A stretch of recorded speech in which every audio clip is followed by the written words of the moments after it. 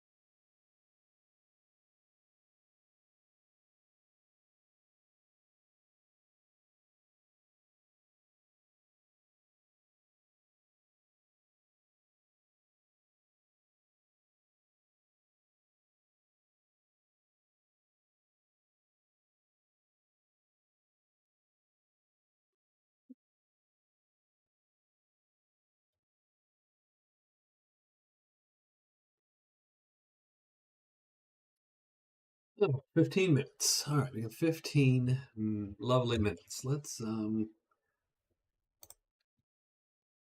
stream set up here.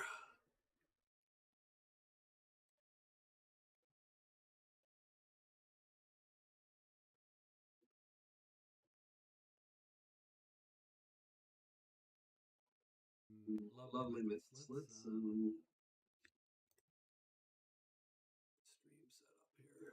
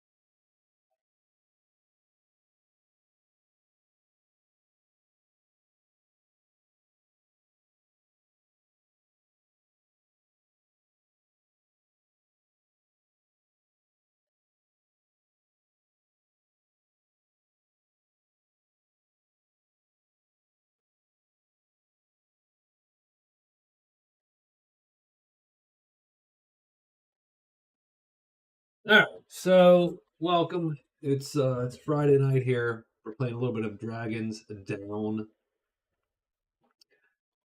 You know, almost saying Dragon's Dogma every time. That is a problem nowadays. So let's chat about the characters real quick and the board. Our first character is the Halfling Battle Mage. Um, 4 brown cubes, 4 running spots, 4 defense spots. Means he can run from almost anything in the game. He does have a spear, so he can do 3 damage on 2 red cubes, which he has. He can add +1 to that. So on 2 cubes, he can do 4 damage if he has a round to hide. But he's sneaky, so he's going to be able to hide, and so on. Now he's not great on the attack.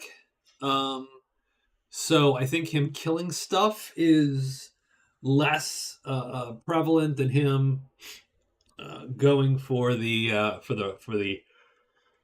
defensive running away game. But when he gets the chance, playing 2 cubes and doing 4 points of damage, 3 to armored because one of them's a sharpness star.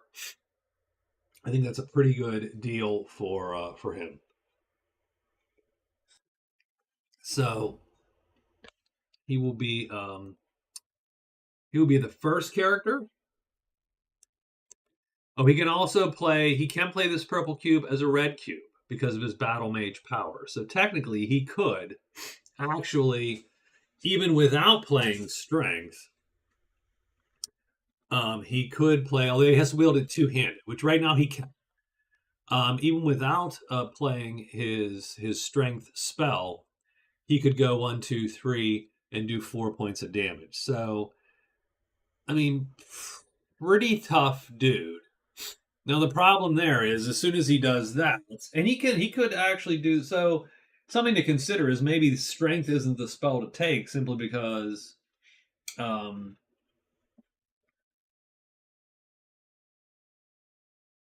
simply because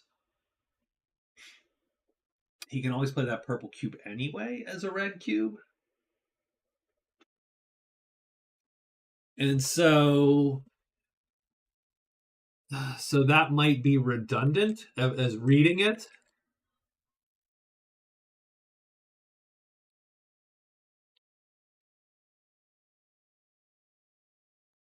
And I'll be honest, I think Iron Skin is almost always useless again for players, weirdly enough. I'd have to look at that and see if there's actually any use case for that. Yeah, I don't like the choices then with the the battle mage that doesn't have an extra cube because you need to make Iron Skin. Oh, a hit removes 1 sharpness. Well, that's great, but that doesn't necessarily help you. like, I mean, okay. I mean,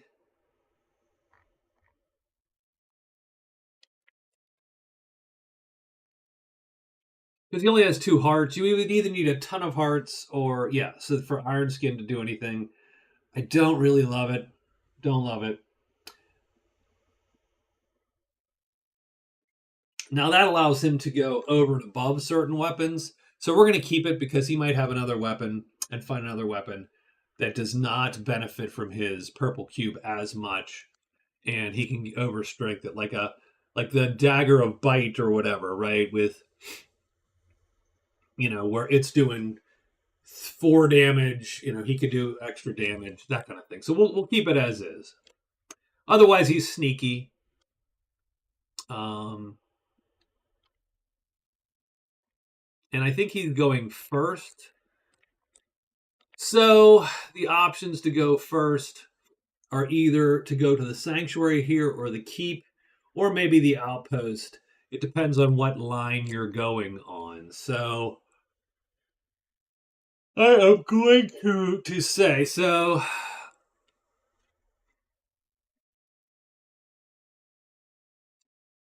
I mean, if I am to be honest,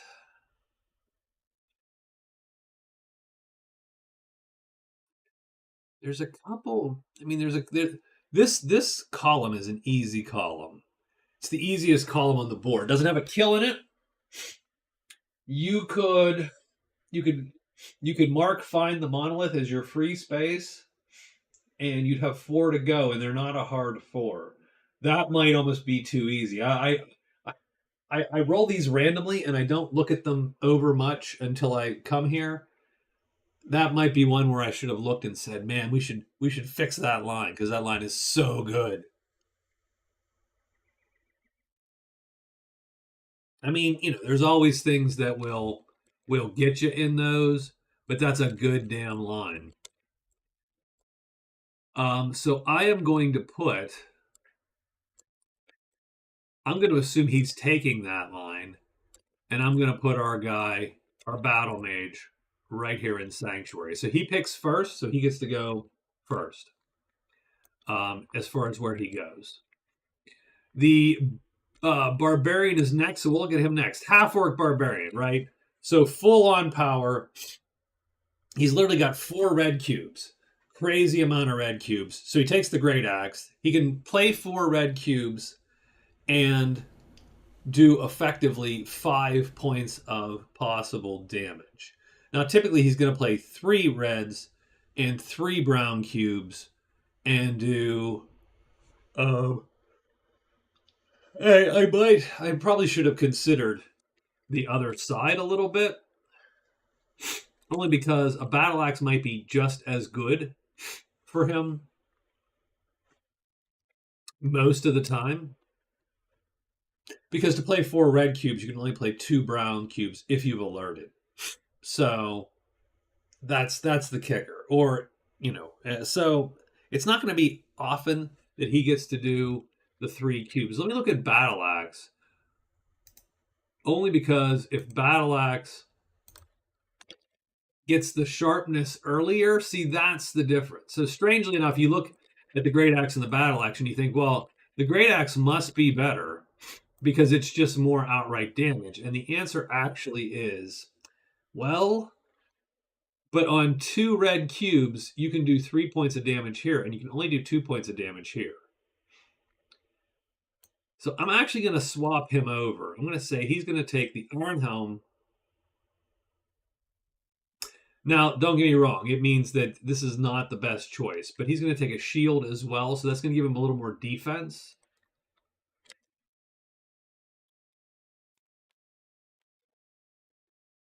So now he can go battle axe and shield instead of great axe.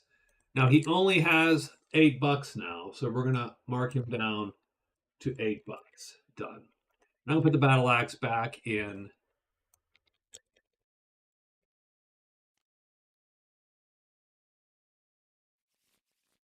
Yeah, like the big weapons, I feel don't give you quite enough bang for the buck. You have to play too many red cubes to get all the damage out. Like here you do 3 on 2, 3 damage on 2 cubes. Whereas there, on 2 cubes, you would do 2 damage only. You would do 4 damage on 3 cubes. So with as many cubes as we are typically going to use, because you're going to do as much damage. Now what he can't do is he can't do 5 points of damage here. That's a different beast. So all good. Yeah, this guy's just a bruiser, right? And he's going to be able to kill a lot of things, I would assume. So learn a spell, not great for him. So he's going to avoid that. I think he avoids these lines here. This one maybe not, strangely enough. I mean, step through a gate should be easy. This one's probably not too easy. Not too like these. Neither. I mean, these are all very interesting if you can find the things you need to find. Right, that's the killer. So I'm gonna pretend.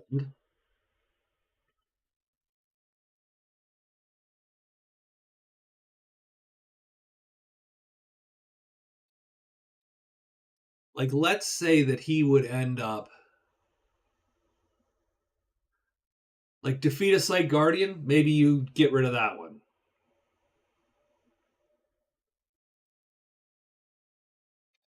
Okay, so let's put him where the Smith is here, unfortunately. Let's put him where in the mountains. Let's put him in the mountains because he's a mountain guy, and he'll go on the keep. So that is where the barbarian is going to be. The last guy to play is our last character, the human cleric. Now, I like the cleric. Our cleric here is going for 3 attack speed, 2 damage, and hoping that armor will keep her alive. The other thing is, go to the undead. She plays 2 white cubes. All undead in the clearing are killed. You don't have to target it. It's not targeted. That's the thing with this spell. Super powerful because a lot of the crazy sight guardians, right? A lot of the guys, like the Wraith, that's undead, and he's dead. The Death Knight, right? There's a ton of these dudes. Vapor form. There is like 1 undead, I think, on every one of these guards. No. Yes, there is. I think there's 1 undead dude. Yes, the Lost Battalion, and they're all killed by this one spell. So her job is to go find where undead would be and stick there, and then nuke them, preferably from hiding if possible. In the meantime, Chainmail May, she also has life armor. That's to keep the chainmail pristine as much as she can. And I think she's actually a little bit of a winner here. This is a good play for her, but she has to pick the outpost because it's the last dwelling remaining. So, those are our characters. You've seen our board. I'm a little concerned about this board, but we'll see. Let's start day 1. So we shuffle the turn order bag and we draw the barbarian first, and the battle mage, and then the cleric. So the barbarian is first. The barbarian gets the first thing he does is pick one of these to get a free space. I'm going to say defeat a sight guardian. He's going to take as a free space. Done. So he gets the barbarian. So we mark it off here. He is this guy. Bam. Okay. And now he takes his 4 moves. I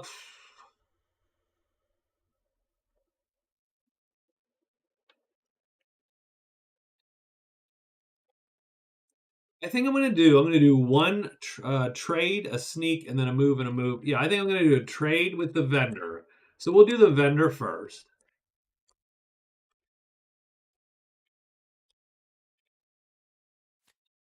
So we set the vendor up. There's no mission completes. So it's a weird board. There's no mission completes. There's no gold. There's no fame on the board. Fame is technically useless this game because there's no fame on the board, except there is get a title. Get a title might require fame. And it might require gold. Gold's never useless, by the way, so that's easy enough. Let's take a look at what the vendor has. So the vendor has Forester, enter a clearing on 5 wood tiles, enter clearing on 5 mountain tiles. He has a buckler, a bow, a mace, dagger, a potion of energy, a potion of healing, and the shit. Which doesn't suck, by the way.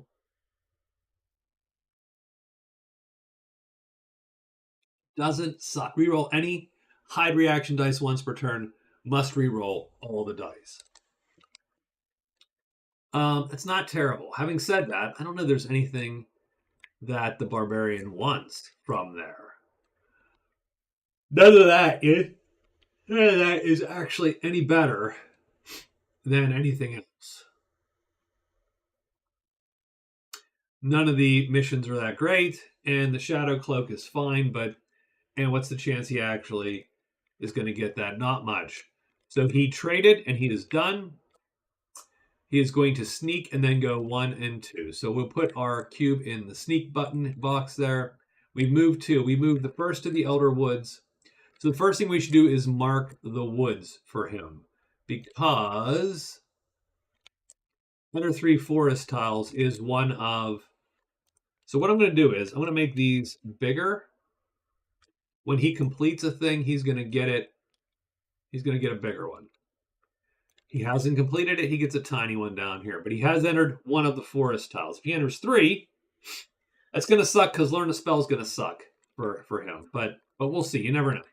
So here he is in here. He gets to draw a forest wilderness tile, flip it over, and it is a treasure. So first thing is first, our guy gets to pull a treasure.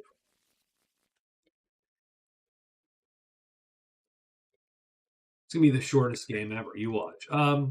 Alchemist Mixture, he gets to change one set of a magic cube into another magic cube. That's not going to help him much.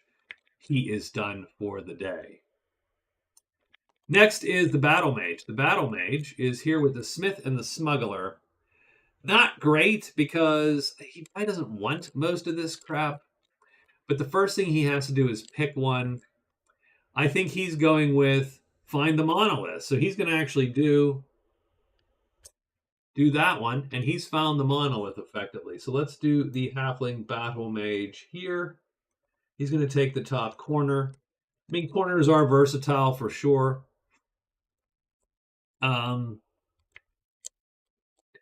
But he is going to trade with the Smuggler to see what he has. Remember, the Smuggler uses the worst of all of his things. But let's see what the Smuggler has for us. The Smuggler has Blood Offering. Let's get a native. Kill everybody in the mine. A Morningstar Chainmail, a Longsword. A Spellbook, an Orb. A Tome of Power gets him a cube. An Enchanted Treasure, and a Spell Scroll. Unfortunately, the Enchanted Treasure has to come out.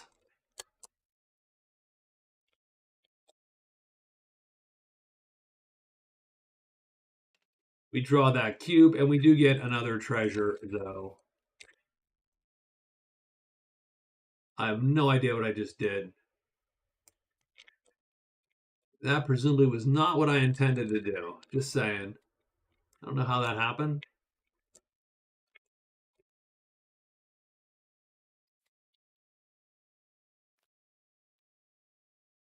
He gets the Temporary Mist Stone. He doesn't have much gold. The Battle Mage has $10. So, but the Tome of Power here is actually pretty good for him.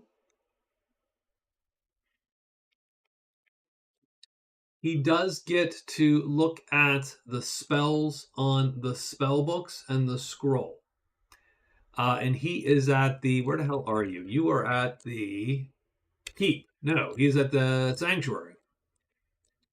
So we're going to draw 3 spells and 1 spell. So first, 1, 2, 3. Second is 1. There you go. So the spell book has Peace, Move Earth, and Tentacles. None of which he's going to get. The scroll has Divination. Again, none of which is helpful to our guy. So we're going to put that one down. Those are the 2 spell books. I think that's his trade phase. I think we're done for the day.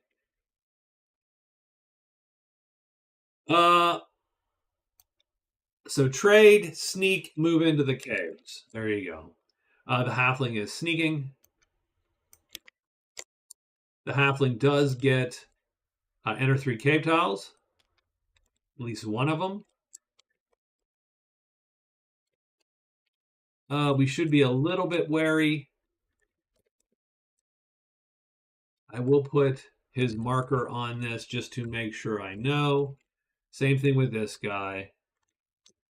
Nice to mark the things you've done. So done and done. He gets to draw from here. And it's a site. So that's sort of cool.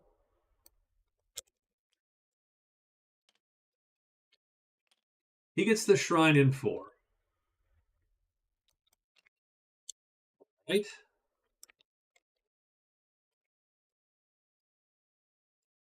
Shrine. Where is the shrine? The shrine is here. We're going to shrine set up. There you go. I think that's it for him. I think that's all we've got. So last but not least is the cleric. The cleric gets an extra phase because she starts in the outpost. I suppose she can talk to the crone. There's no reason not to talk to the crone. Let's set the crone up and do a quick search. Now, she doesn't have much gold either, right? She has 0. Is that true? Yeah, that chainmail that's a rough haul for... Hey, what's up, Victor? How are you, man? Good to see you. Yes, we're doing Dragons Down after people have hinted at it for quite a while.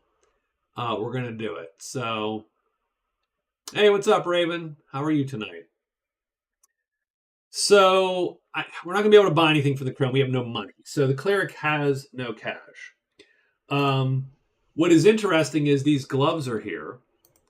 And it just so happens that equipped gloves is going to be one of our things. And remember, the cleric... Oh, and unfortunately, she needed to mark one of these first. So, I did sort of cheat for her a tiny bit by accidentally not doing that fast enough. Let's... So what I would consider, again, I think this is the easiest path, 100%. I do. I truly do that.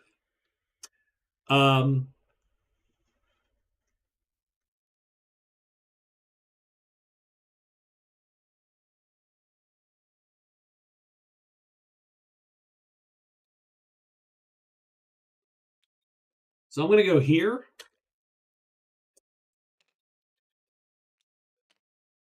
And the cleric will do the top middle, just to be a little different. I'm doing all right tonight. It's been a long, really clunky week, so I am glad to sort of be hanging out for this evening with y'all and just playing a dumb game and just doing that. So we got 3 folks at the top. The cleric now has to go. So her first thing was a trade. She's done there. She can't buy anything. So I think she's good to go. I mean, she could do 3 cave tiles, but that's not going to get her closer. I'm just drinking fake coffee, strangely enough. My wife bought this weird organic chicory, no acid coffee, and I've tried it. It's rough a little bit. It's a little rough. I have no booze in the house tonight. I have nothing. I might get a bottle tomorrow for gaming, but I've tried to curtail my alcohol consumption otherwise, and so tonight I am drinking fake coffee. It's not even real coffee. I'm going to have to get real coffee after this because this is a little earthy and a little sweet. It is the tiniest bit gross. So there you go. Okay, so she's going to... I mean, she could enter caves. I don't know if she wants to enter caves. What I'm going to do, I'll tell you what I'm going to do. So she's going to go 1. I've done death coffee, and no, I don't necessarily think it's worth any... I don't think it's a ton, right, worth a ton of cash. I actually have their cup, one of their mugs. So 1, she gets 5 actions this turn. She's going to go 2. She's going to explore 1.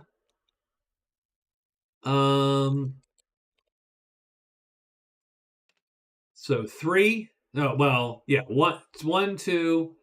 This explorer is 3. She can actually go in there for 3. That's going to let her draw this, but it's also going to actually mark 2 things for her.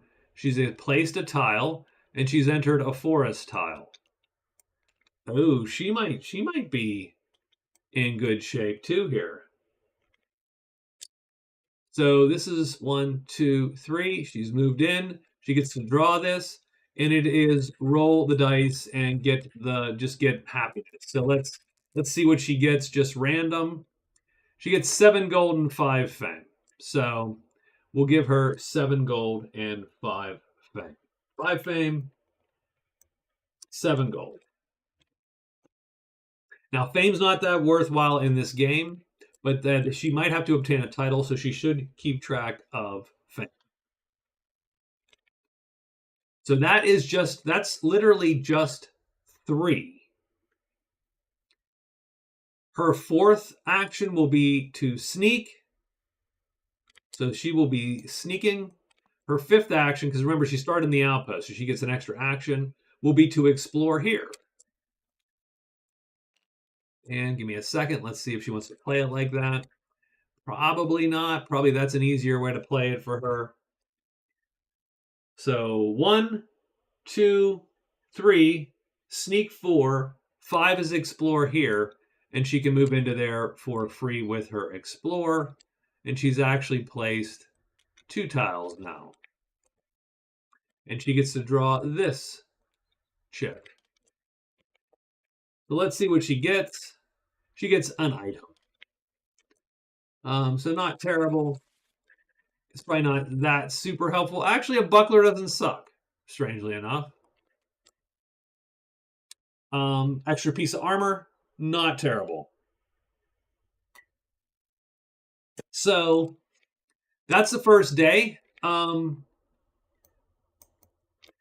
Not super eventful, but that's our first day. I didn't roll those yet. I will do that in a minute.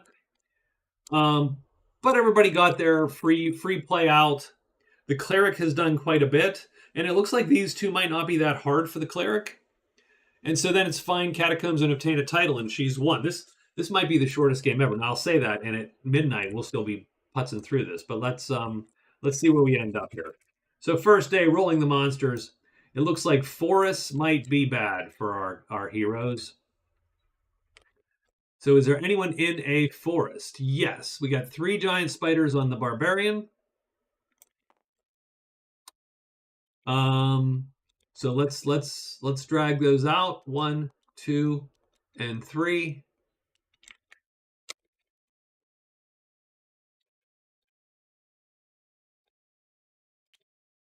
So 3 giant spiders on the barbarian. That's, I think, all that appears. We don't have any orcs, no orcs, and no orcs. Done. So the barbarian has to see if killing the spiders... Well, first off, let's just make a quick check. He's hidden. Only one of these dice has to come up blank. They both come up blank. He can now choose whether he fights or not. Let's see if there's any spiders on the actual board. If there's spiders on the board, we'll consider it.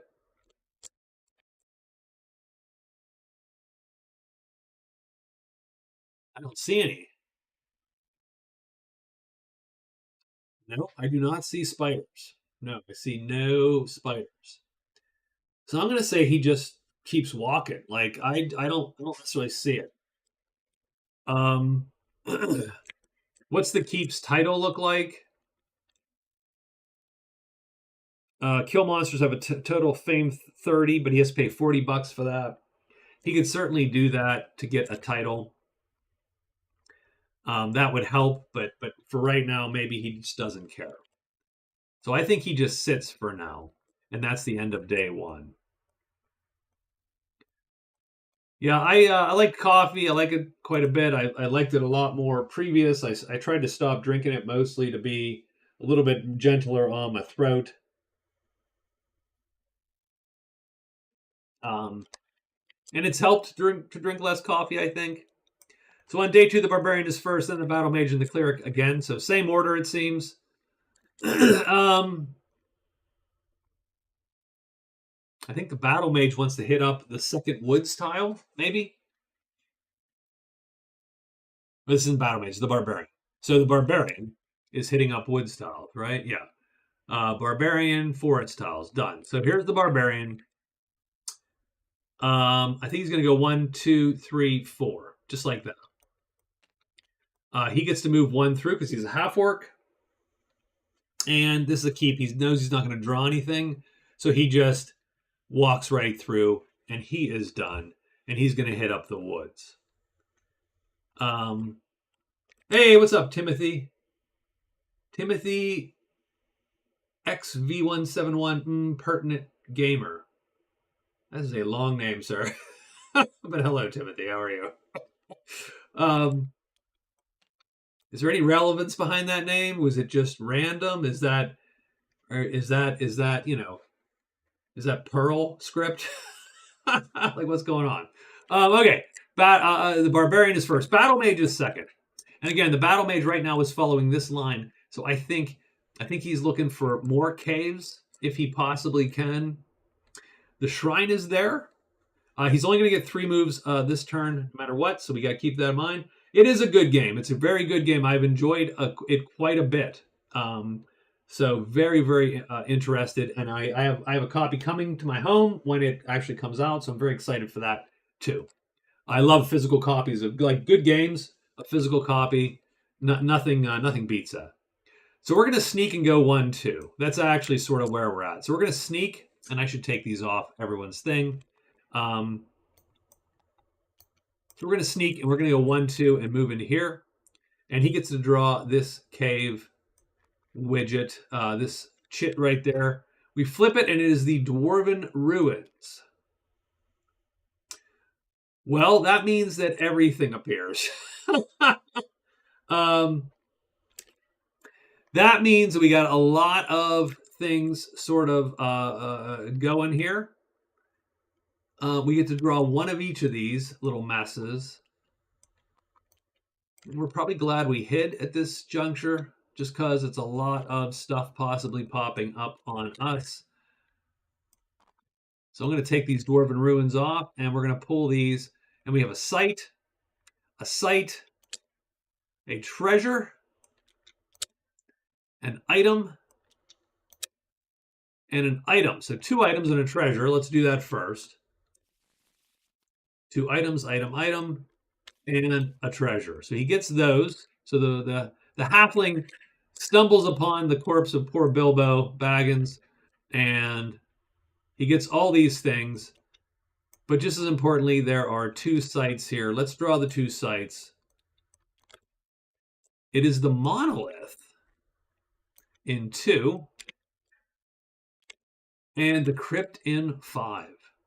So the funny part is, so Monolith and Crypt is where we're at now.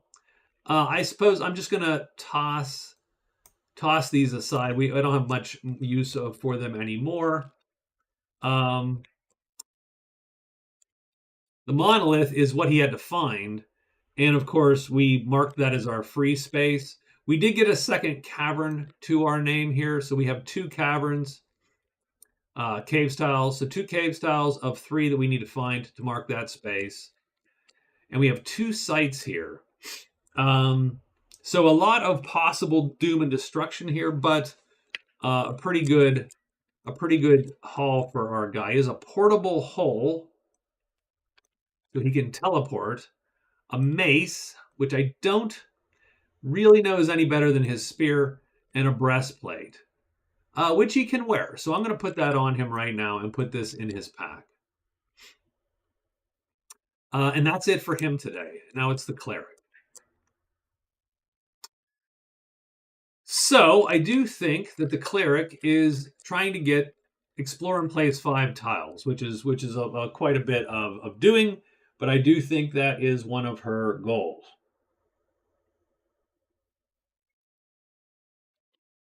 So she's going to keep to that. That's 1-2 to move into the swamp. She will explore on 3.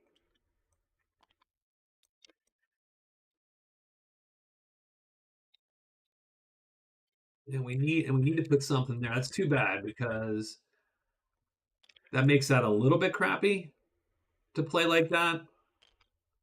I mean, that's even worse. So, or maybe it isn't, because discover 3 secret paths is right there. It's not really on her winning line, but it is something to consider. In the meantime, I think she just plays like that. So she went 1, 2, 3 was explore. She would have to move in there. If she wanted to, she could move in there, but she won't be sneaking.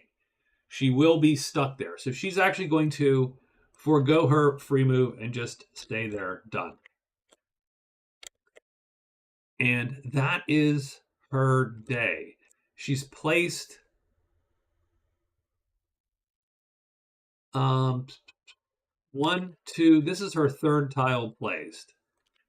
So she actually has 3 of 5 tiles placed. She's sort of doing that work there. Oops, I just keep making a pile of those, don't I? Done. And she didn't enter. She's entered a single forest tile. Yes, she has. Okay, good. And no cave tiles yet. Done. Okay, we're all good. So that's it. That's the day. We're rolling our dice here. Now let's get them there. And we're really only worried about this guy. And he is indeed going to draw giant bats. 3 giant bats, it looks like, right there. I don't love 3 giant bats. Like,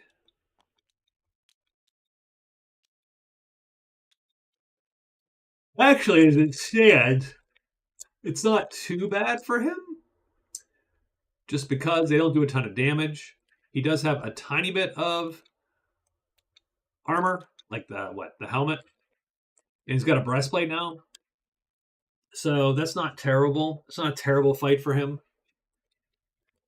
He only has to do 1 point of damage on the bats. He's not super fast. And so the bats are going to dodge him quite well. And he can't run once he starts this fight, most likely. So let's see if he's hidden first. And he is, if he wants to be hiding, he is hiding. We should also mark down, and this is a little bit dicey. I think there's succeed hiding from 4 different stacks. And we have so far the barbarian has hidden from a single stack. The halfling has now hidden from a single stack. So we should keep track of that also.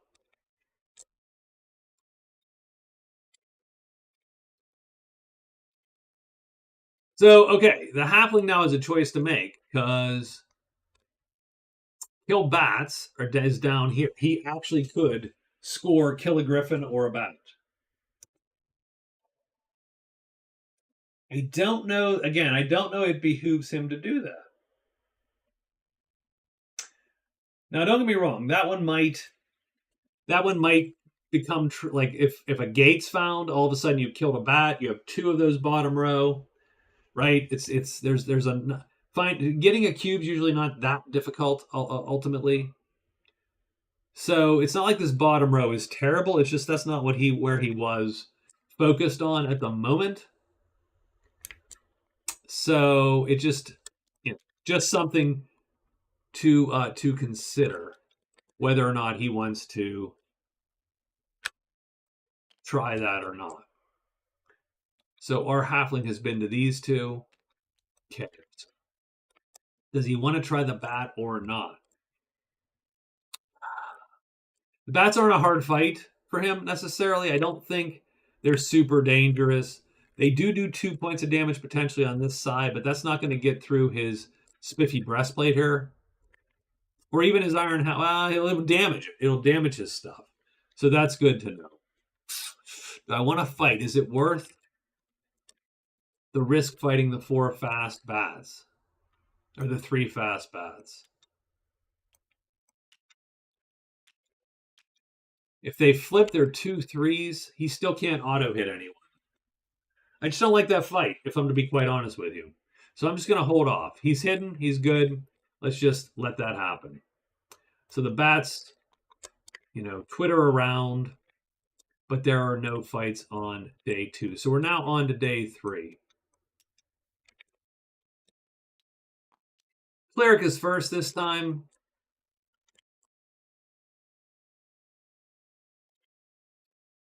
So the cleric is first. I mean, she could enter a cave tile. She could ultimately enter 3 cave tiles. It's not hard to do. She hasn't succeeded. Find the altar or kill a treant giant serpent. I think she's going to... This is going to be relatively hard to place.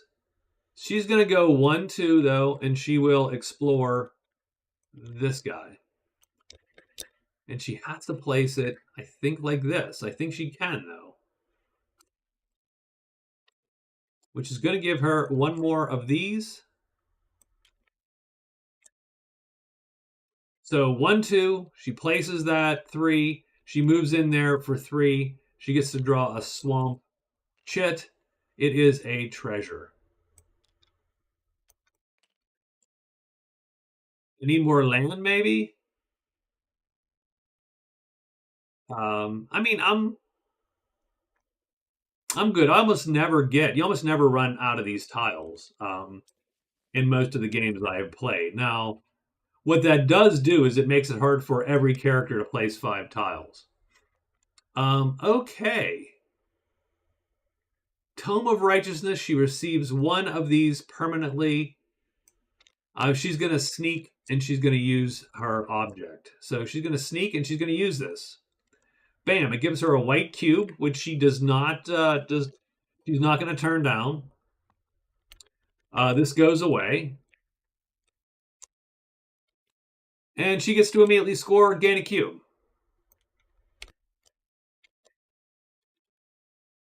Oops! I hit Control F, presumably. So she actually scores, gain a cube down here, and she's actually on the board with 2 of, not aligned bingo spaces. But she's kicking it. But she is done for the day. The halfling battle mage is getting a move on here. And the question is where to go. I think, pulling treasures, always useful. I'm not going to stick around with the bats, though that sounds like a losing proposition to stick around here. I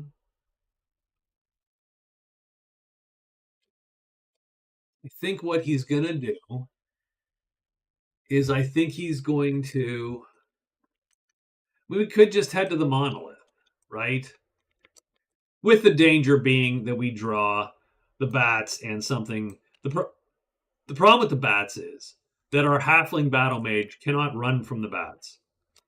So if something does happen and he fails to hide and then goes south, halfling battle mage, if I'd have made one, I've been laughed at my D&D group. Well, again, what this guy does for us, now his weapon isn't ideal right now.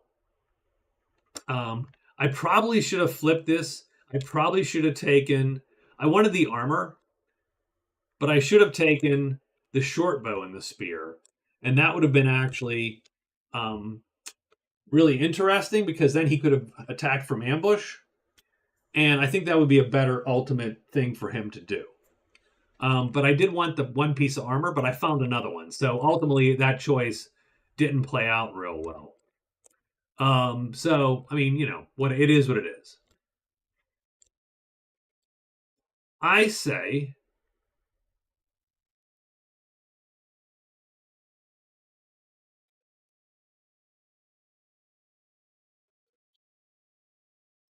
what we're going to do is we're going to go 1, 2. And as much as I like to rely on the halfling's innate sneak ability, we will actually sneak. And we are done. And now the barbarian, who is slowly trying to enter forests. I think he wants to enter this forest tile, so that's a 1. He gets to draw this. Secret cache in 5. So that's pretty cool.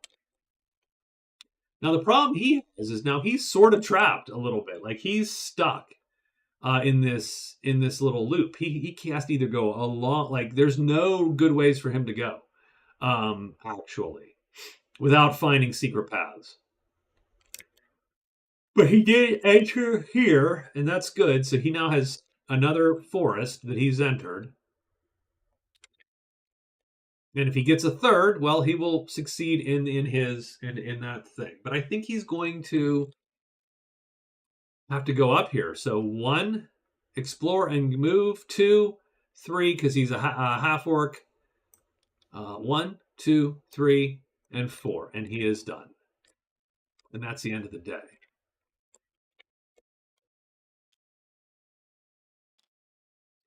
Let's roll for monsters. We have Swamp is bad, and I think we're going to find some giant serpents attacking the cleric. And claw marks are bad, and that's nobody. So 3 giant flipping serpents. So 3 of them is not great. But they are sort of slow.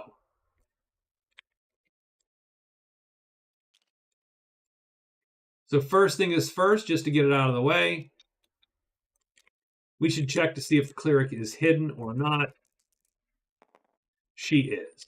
So she has the option to fight or not. Now, she can hit them pretty easily. Remember though, she is only not alerted, so she can only play 5 cubes. So she could go all out, but would play a 0 defense. Now, the funny thing is,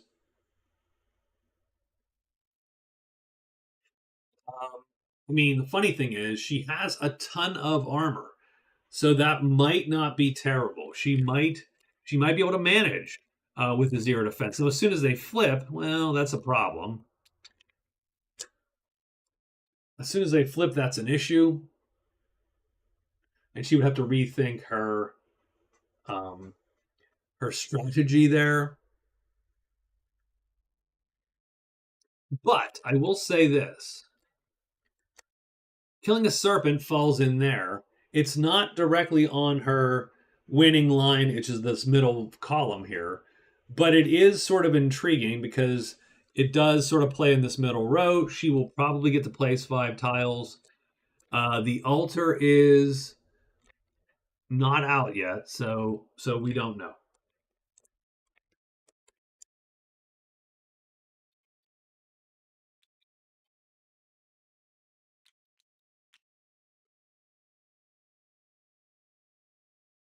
The question is it worth her fighting now, or does she wait? To wait to see sort of what lies in store. I would argue that right now fighting isn't doing anyone any good. Like, you should wait on the fights right now in the game we're playing, in the bingo that we're playing. Like, if the altar pops, she needs to go kill those serpents. Done. So she has hidden from a stack, so she also gets 1 there, but that's another reason to kill them, strangely enough, is that this row's looking real good for her right now, too. Because she knows where 3 cave tiles is. So she could do that, hide from stacks, place 5. If she finds the altar, kills one of these giant serpents, bam, all of a sudden she's a winner. So something she'll have to consider there. I don't think anything else appears, though, and I think that's the end of our day 3. Day 4 is going to pop 1, 2, and 3. That is random, right? Yeah. So it is cleric first. Not great, but she's going to go. Oh, I don't like this. I don't like 1, 2, 3, 4, and she's not hidden at all. But that would be the fastest way to get her to here, which gives her and she can explore again, which is where she wants to go.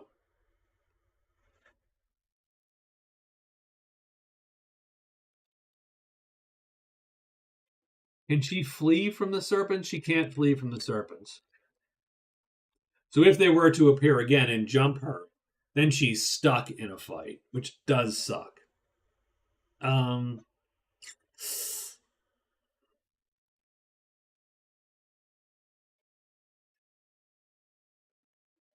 Serpents will stay until someone kills them, right? Yeah, so they stay until That or the certain symbols on the dice will cause monsters to go away if no one is in their tile, which certainly could be the case. I think she's going to go. So we're playing it real safe here. 1, 2, 3, 4, and she is done for the day. Tomorrow she can go either into this mountain, she can go into this cave, and so on. So she is done for the day.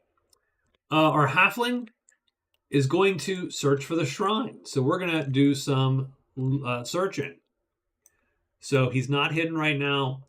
We're going to take a look, looking for 2 spy glasses, and we do indeed find the shrine.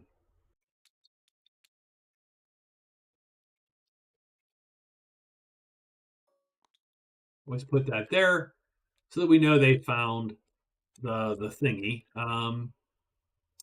I should actually pay attention because he does score 5 fame for finding the Dwarven ruins. He scores 5 fame for finding this. So he does actually have 10 fame. Again, fame is sort of valueless to some degree in where we're at, but it might be useful for a title. So he found a site. He found the Dwarven ruins. He has 10 fame, and he would have 2 legend points also. But we don't. The legend points are not used. But the shrine is done. So we found it. 1. That is 1 move. He's going to loot it now. So let's get the shrine ready to go here. I think it is ready to go. Shrine right there. It has 5 treasures. We're going to loot it at least once. We get the 3rd treasure from the shrine. It is the Hamblin's Pendant, which is what? In a mountain, you can reroll a search. Reroll 1 search per action in a mountain clearing. That's not great. He can either search again or loot again and rely on his sneakiness. I think we're going to do that this time. Going to loot one more time. A little bit of greed. And he gets the 3rd treasure. And it is a spell book. Oh, I mean, that's okay. I'll put that here. We get to draw 3 spells. 1, 2, 3. And I don't know that any of them are learnable, but hell, it's something to sell. Got Dark Matter, Vapor Form, and Confuse. So the spellbook is worth $10. We'll put that in our backpack. That is the Halfling's turn. The Barbarian's turn. Barbarian goes 1 to here. He will explore here. And he found the mine.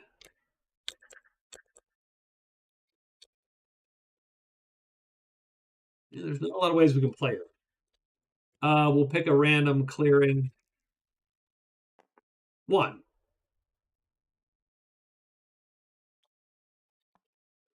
So the mine is in 1, right there.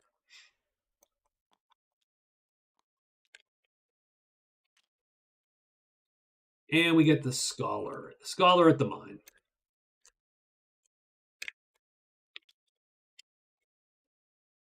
So we moved 1, we explored 2. He does get an Explore token.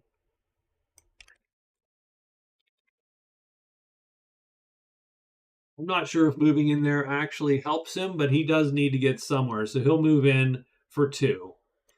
And then he'll move 3 and be done. So we are done with that turn. We are done with the day, actually. Worried a little bit about the Halfling. Oh, swamps go, but nothing's in. I don't think anybody's in a swamp anymore. But the Sight Guardian appear. And so we do get a Sight Guardian here at the shrine. And for the shrine, it is the Wraith. Ooh, scary Wraith. Now, we didn't hide. We didn't sneak. So let's see if we hid. Oh, the halfling needs 2 of these, but he gets to reroll 1 of them. But he's hidden anyway. And he's hidden from another stack of monsters. He has 2 of 4. Whew. I mean, that's a little dicey. That dude right there.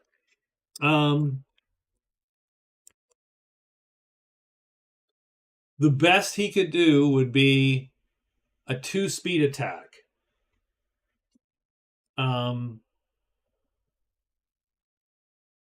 He could ultimately do 4 damage if he cast his spell first.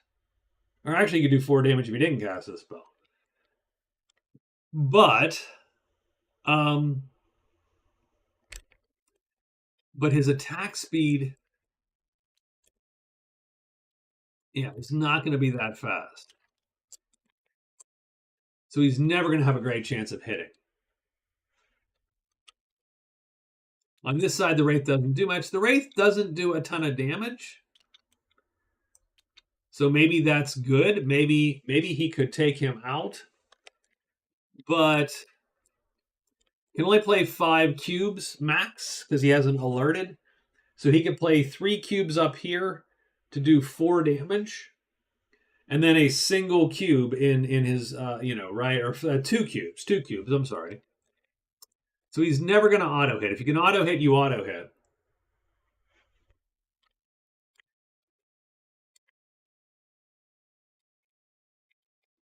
Now, does the Wraith do anything crazy on this side? On this side, he's a 3-3. On this side, he's a 2-4. A 3-3 sucks a little bit more because it's then becoming hard to not be hit. Ideally, we'd want to do 4 points of damage in one fell swoop. Now we could, now we're hidden. We could cast Strength on ourselves, and we would get 1 shot, 1 hit. Next hit by the target does +1 damage. So we'd only have to play 2 cubes up here to potentially do 4 points of damage. Is the Wraith armored, or is he not armored? The Wraith is not armored. So playing 2 cubes and doing 4 points of damage allows him to play 3 cubes, which he would generally play mostly in defense. Although if the guy is plays two in defense, and then has the 25% chance to hit, like not a great chance to hit. Yeah, I don't know. So what this one would do for our guy is defeat a Sight Guardian right there. And it would open up the shrine again.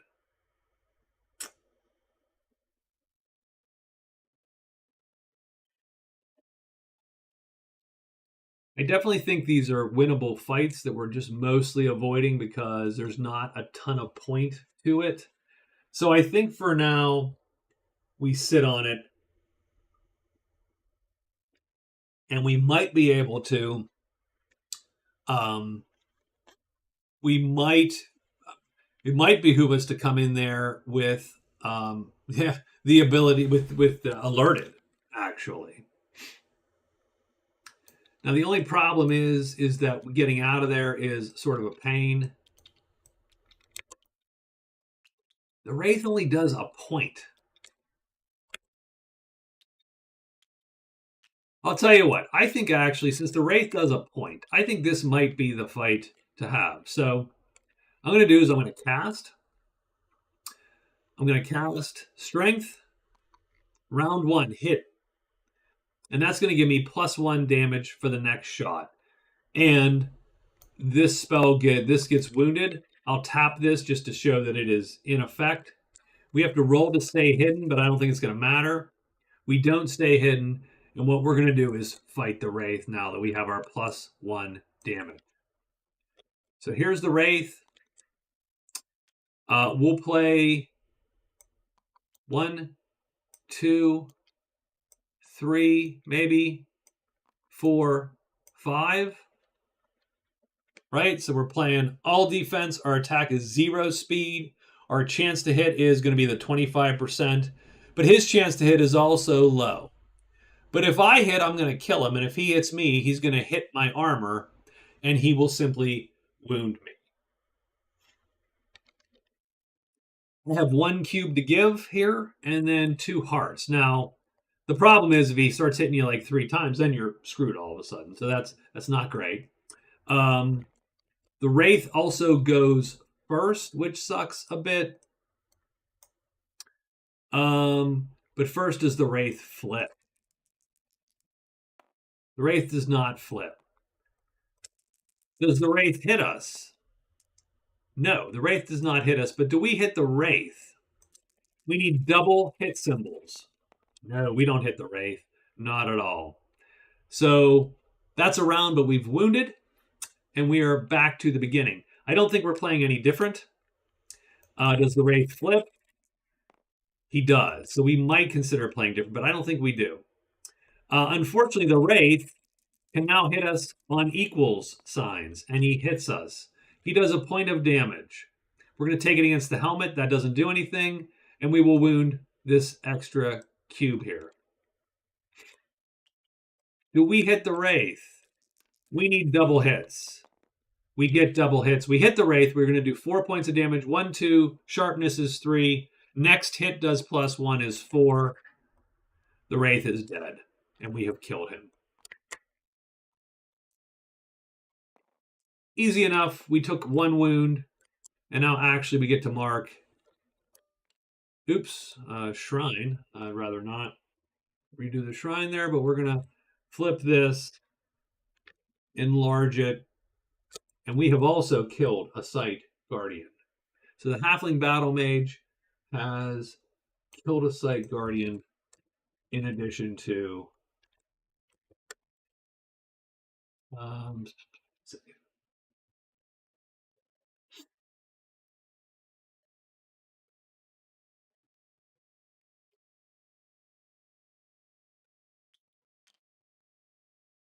and that is the end of our day.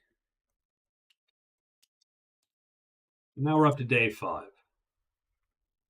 Yeah, when I saw he did a point of damage, I'm like, I mean, he can hit me all day. I mean, it's a little shorter than that, but he can hit that guy quite a while with armor, and not. I'm not worried.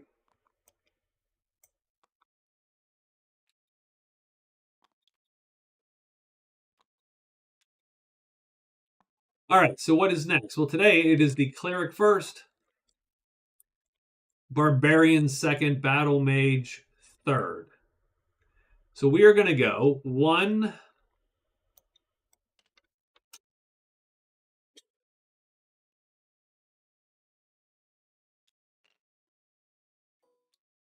I hate to be copying stuff all over the place, but we do sort of need to. It's good to mark where we've been.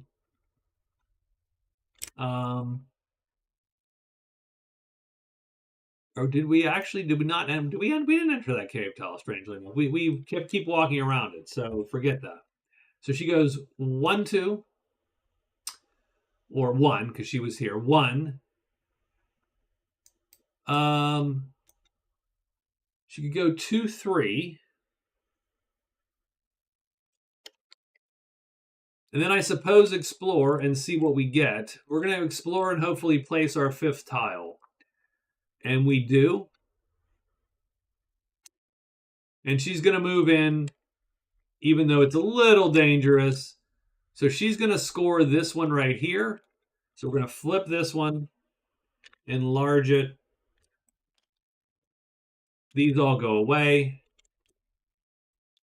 And she does have that mystical magical center that it's good to get. Oops.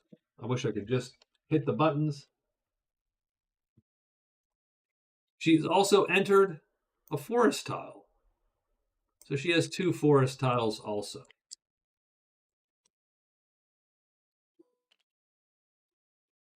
She does draw a green wilderness tile. It is an item, and she's going to take a random item from the deck there, and she gets a shield. Which, strangely enough, she'll probably just swap her buckler out for the really bitchin' shield. Done. And she is done for the day, but she is not hidden today. She's not snuck, I should say. Done. Barbarian is next.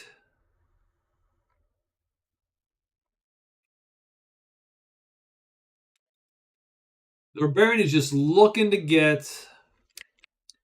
I mean, I don't know. There's 14 tiles, so he can actually do place 5 tiles. It wouldn't be the worst thing for him. I don't know that that's really where he's going for, but he's going to go 1 to the mine, 2 he's going to explore to the north.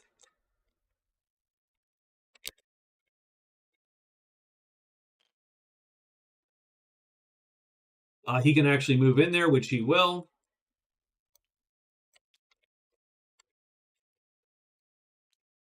It's a site. That's good. It's the grotto in 6. Not super excited about that, but remember he only gets 3 turns, so he went 1, 2.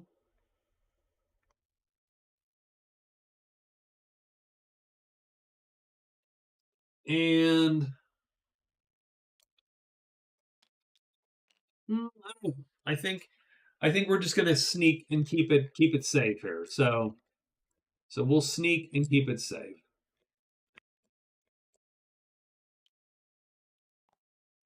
He has explored another tile, so we'll put 2 on his, and he is done. The Battle Mage. So the Battle Mage, I mean, jeez, come on. He's going to loot again because we're right here. He gets to pick one of the top 3. Look at the top 3 and pick one. This is all that's left. 1, 2, and 3.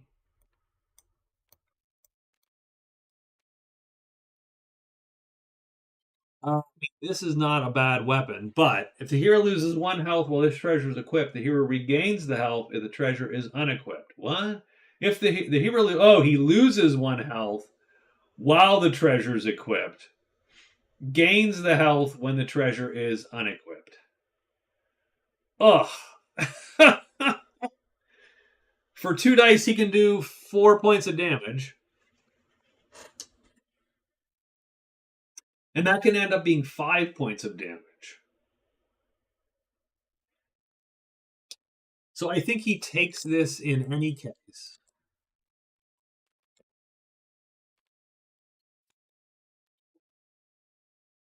It's a legendary, so he does get, again, 5 fang. So he's got 15 fang going.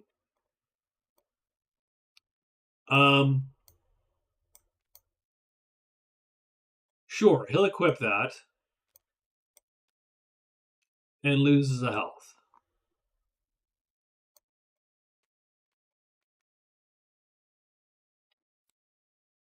The weird thing is he actually has 2 weapons in his pack. Now this cannot include an equipped weapon. Like you cannot unequip a weapon just temporarily to get this.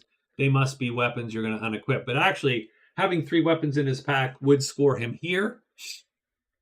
And again, that would give him some stuff, so that's good to know. It's a nice weapon. And now his 2 cubes are doing 4 points of damage, possibly 5, with his extra purple, his spell. But he does need to rest the hell up. But that was his first loot. So his first turn is that.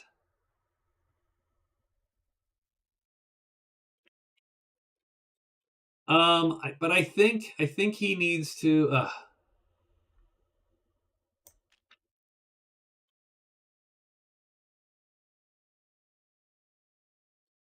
I'm gonna go 2.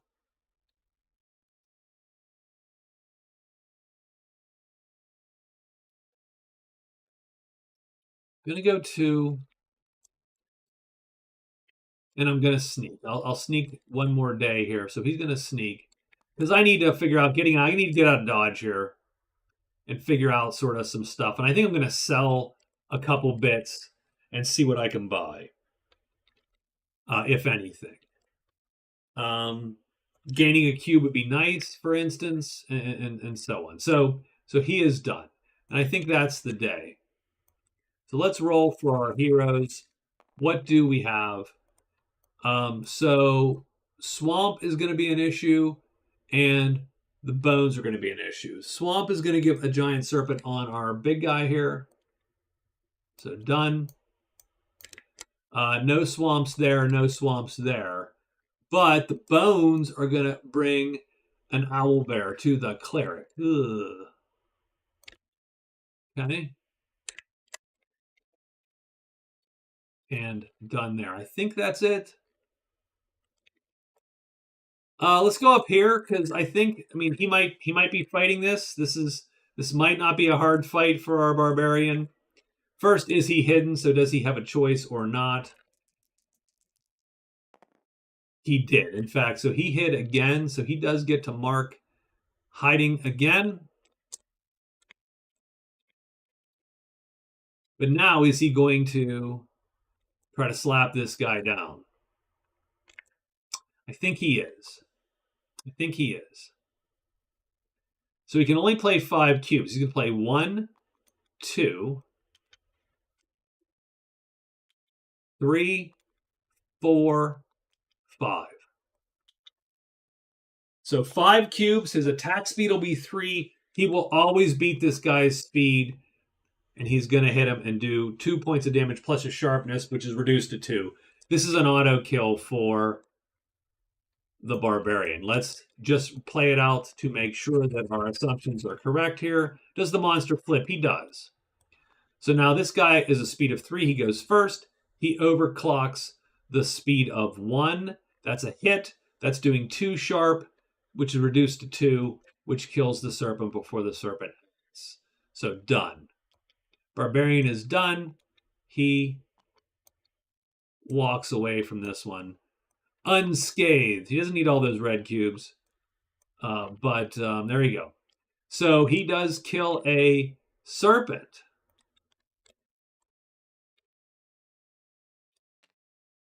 So the barbarian has killed a serpent.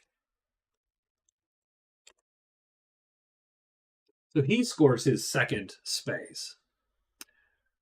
And again, it's not horrible if you look at where he's at. He's got a little bit of play in this row here. So maybe we're trying to get there. He is done. Now our cleric gets to go. Is an owlbear anywhere in this thing? No, I don't see owlbear at all. I have to make sure it's even in there.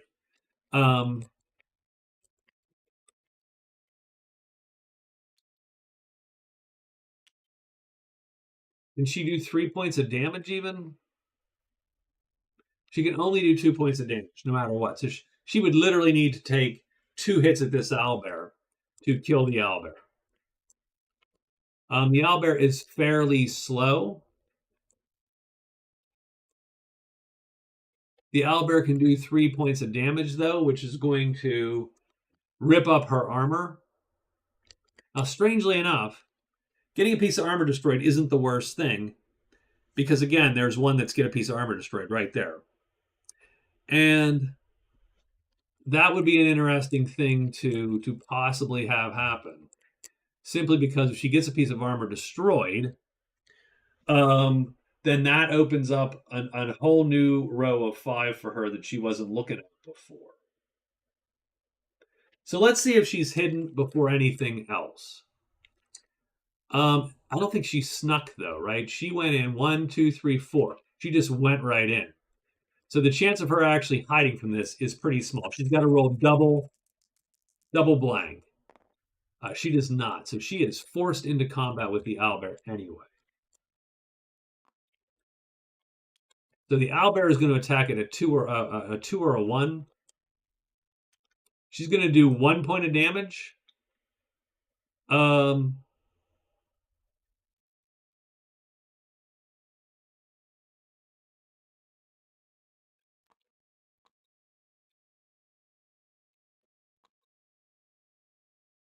Now, if she goes 1, 2, 3, she will hit him because he's not fast enough. Yeah, she'll always overclock him. Now, this is sort of a weirdly dumb move But I think that's what she does. She's going to go all out. She's going to hit him. She's going to do 1 point of damage, which is going to wound him for, again, 1. She's going to get hit. She's going to take 3 points of damage to her shield or to the chainmail, probably to the shield. The shield will break, and she'll get the armor damaged on her thing. As silly as that is, I think that's what we're doing. So let's roll this die first. The owlbear does not flip. So she goes first. She hits him, and she will indeed wound him for 1 point. He's going to hit her because she does not necessarily hit her. It's 0 to 0. He did not overclock her defense there. He needs to hit on equals, and he misses. The cleric is missed. She didn't want to be missed. She was like holding the shield out. Come on! And the thing just bounces off. But that's the first round.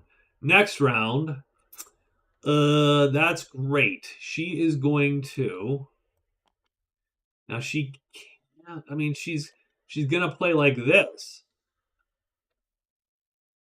and she's gonna kill it. I mean, at this point, she might as well kill the damn thing. There's no use dinking around with it and hoping that that it hits her again. I suppose she's just going to have to kill it. So she's going to overspeed as much as she can. She does. He does not flip. She goes with a 3. That's going to hit him because it's over his defense of 2. And she does 2 points of damage, which kills him because it equals his damage. So she actually takes no damage, no armor damaged at all. And she kills the owlbear and just moves on. She does get 8 fame. I should mark fame again. I might as well. Got to keep track of that a little bit, even though, like I said, we're not doing much with it. The barbarian, or the battle mage got 13 fame, but it might come in handy, necessary, whatever. He gets 10 fame, the barbarian.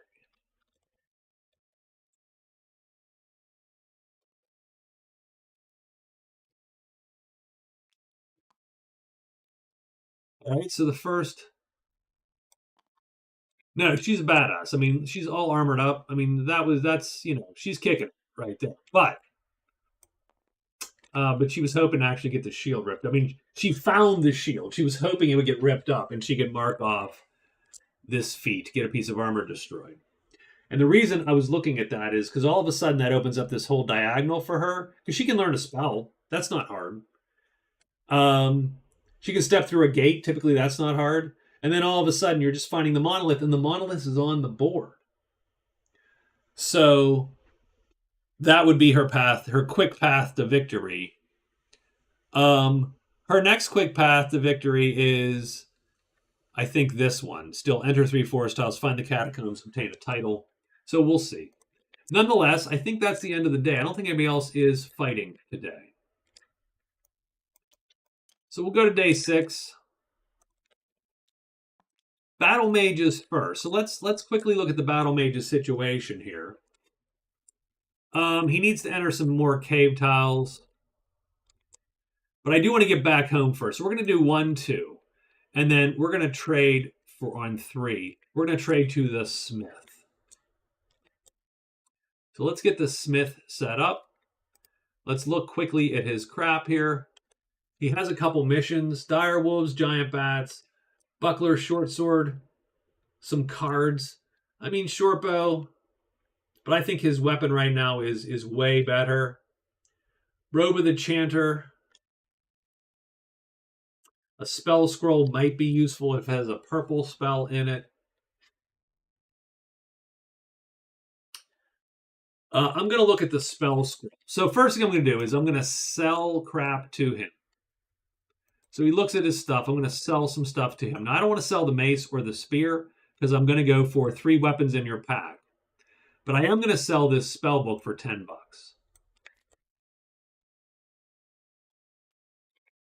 So this spell book is at the Smith.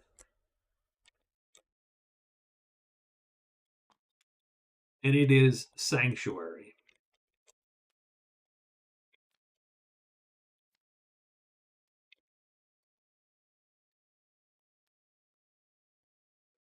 So we'll put that one in there. The rest of them are in the smuggler's clutches, but that one's in our clutches. What we're going to look for is what this spell scroll has. And what we're hoping for is purple, but it isn't. So I'm just going to put these up here. They're with the Smith. These ones are with the smuggler. So no dice there. So we did 1, 2. Now he's going, so he sold for 10. So we're going to put $10 in his pocket. That gives him $20. What does the Sanctuary have as far as Sanctuary? Not the keep. An unused spellbook, spell scroll, or tome. Oh, all traded items removed from the game permanently. Oh, I should have read that first. He didn't need to sell this. I'm going to actually take that back. I will take that back. Just because we should have read beforehand. I was thinking we'd have to pay money for this, but it seems we do not have to pay money for this. So what that does is he gets to put his marker, copy, and paste in there.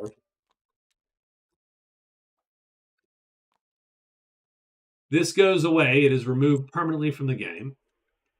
And he has gotten a title. Done. Now, he didn't get the $10, but he does get a title. And that's not super on his immediate path to victory, but if he gains a cube, it might be worthwhile. If the chamber appears, it might be worthwhile. The $10 might have been worth, but we're going to go for it. So he is done there.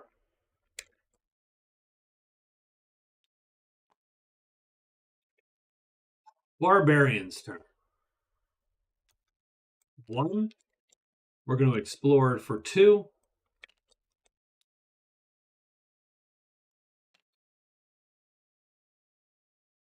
I think we can enter that, so that's 2.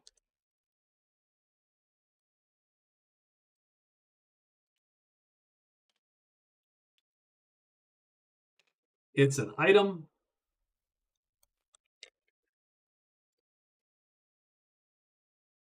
Yeah, I mean, a breastplate.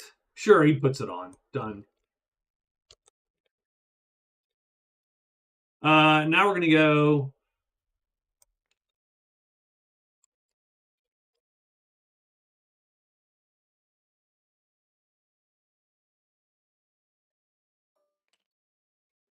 We're looking for forest, strangely. But the forest, there's only one more. It might be a little bit of a fool's errand to run that direction and try to get to the forest. The problem for the barbarian is he is trapped in this little loop up here. He actually can't get through here without going all the way down here and through here. He can do it, but it's a long way to Tipperary. So I'm going to go 1, 2 is the explorer, 3 is here, and 4 is he's going to hide. Or sneak, I should say.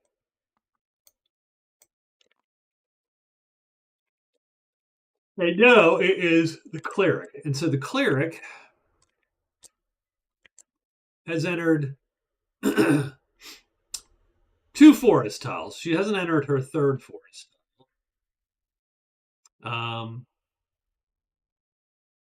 Has she entered 2? She has entered 2. The problem is we're not doing a good job of sort of managing keeping them straight. So I'm going to copy this and put it there.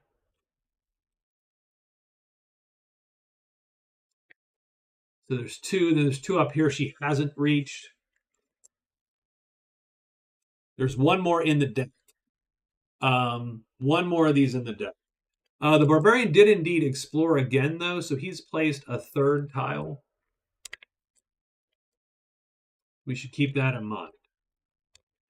So in 12 tiles, she has a 1 in 12 chance. I don't like it better than Magic Realm. I do think it's an easier going vibe than Magic Realm. But I don't know that I like it more. I think it's here. It's like it's one tier down, kind of. It's an A tier game. If Magic Realm is the S tier, then it's sort of an A tier. So she needs to figure out what the hell to do, I think. Let's take a super quick look. I do want to enter 3 forest tiles, because if she enters 3 forest tiles, she's now find the catacombs, obtain a title, she's done. Game's over, we all go home.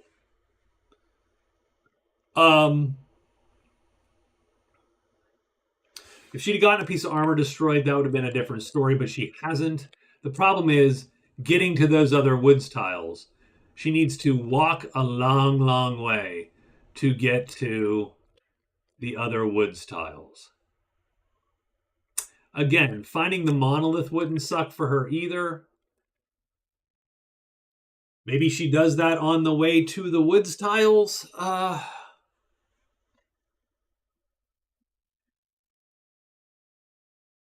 Or she could go down there, explore, and have a 1 in 12 chance of finding a woods tile and just getting that and getting it done. 1, 2. The monolith is on a different sort of, it's on the diagonal, but she could get it. That might help her. You never know what's going to help you at some point. It's sometimes defeating a Site Guardian. She could have an easy time doing that if she was hidden. Find 3 different sites. I mean, there's a lot of good ways to go. It's just getting there, getting the good ways to go.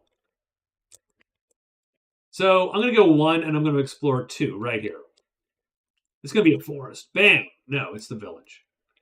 It's not the forest.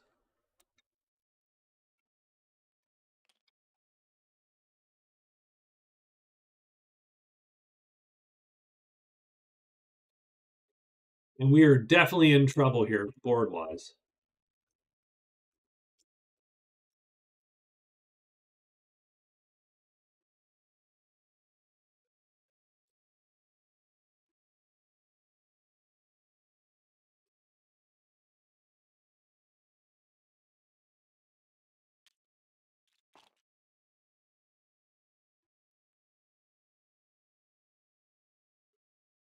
Did we just lock everything? God damn it.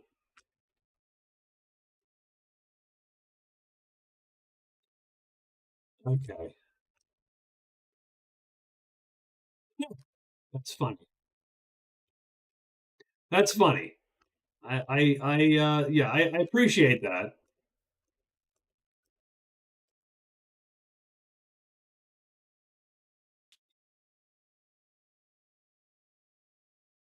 Oh, geez. Okay, we have a problem. We have a problem, and that problem is we're running out of space, and everything's locked. We accidentally locked the entire board. That's not great.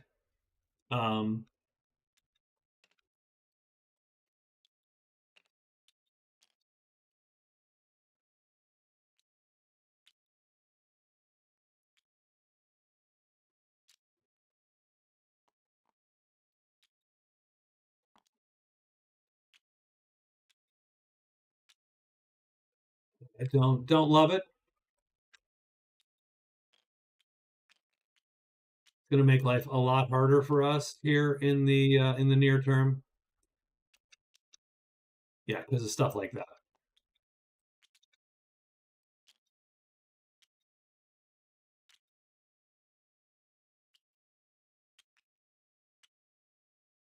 Slight misclick on my part. and we're doomed. Okay.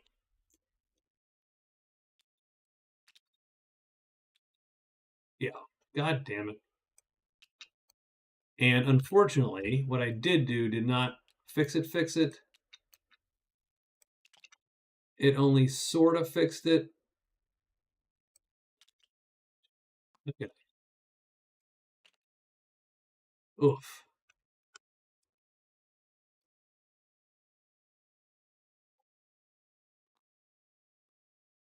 I like it better than Magic Realm because unlike Magic Realm, I can sort of understand what's going on. I said I do appreciate. I appreciate that I appreciate the sentiment of that. I understand it. I don't agree entirely, but I do understand it.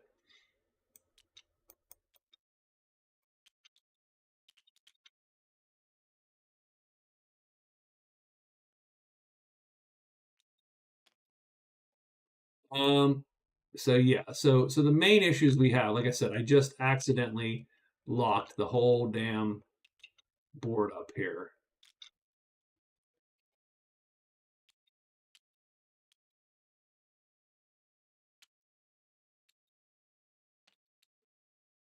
And that sort of makes everything goofy. Because those things are somehow locked sort of magically.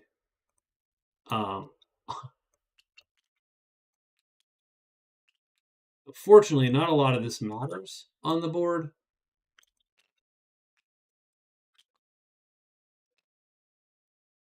I locked it even worse. I locked it in the air somehow. So that's very Phil Collins of me to have done that.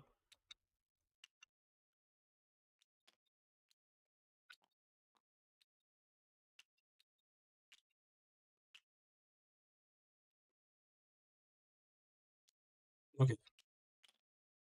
So we are about as good. We're about as good as we're gonna get here. I'm gonna just leave the board like this, and we're just gonna have to move stuff down and around. But maybe this is water. Maybe we reach the end of what we can explore down here. The village is down here. Let's roll for the village. I'm sorry about that. That took way longer than it needed to. Oh, and our poor cleric's crap is still locked, because why the hell wouldn't it be?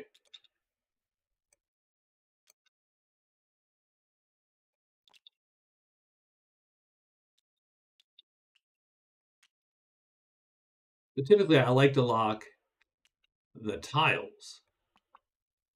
And usually that works out for me. But right now, I sort of have a little bit of a mess on my hands. Okay. So the village in 3, we'll put the village on 3. The village gets 2 civilization tiles. And it is the artificer and the astrologer. So she explored there for 1, goes into 3, but now she gets 5 turns. And she still doesn't have any cash, really. She has like $7. I think she's going to trade at the astrology or artificer. Artificer is fine. Astrologer is also fine. So she's going to go with the astrologer first. And he has a symbol of commerce. Talaria of the Gladiator, which is boots. Explorer's boots. Nothing great there. Done. So that'll be what? Explore 1, 2, 3 is a trade with the astrologer. I think 4 is trade with the artificer. And she'll look at all his crap. Spell scroll. Scepter of the sorcerer. Ring of truth. All neat.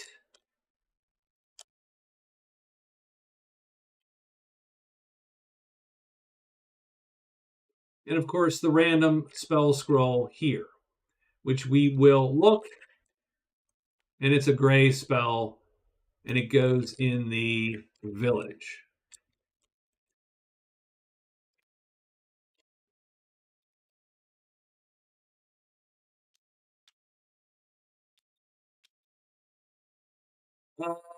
One, two, three, four. So she's done 4 of her moves now, and she gets 1 extra having been in the...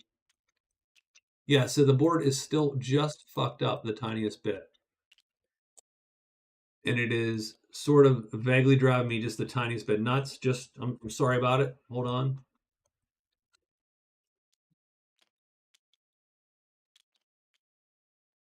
There we go. That allows everything to lie flat as it should for the most part. Okay, done.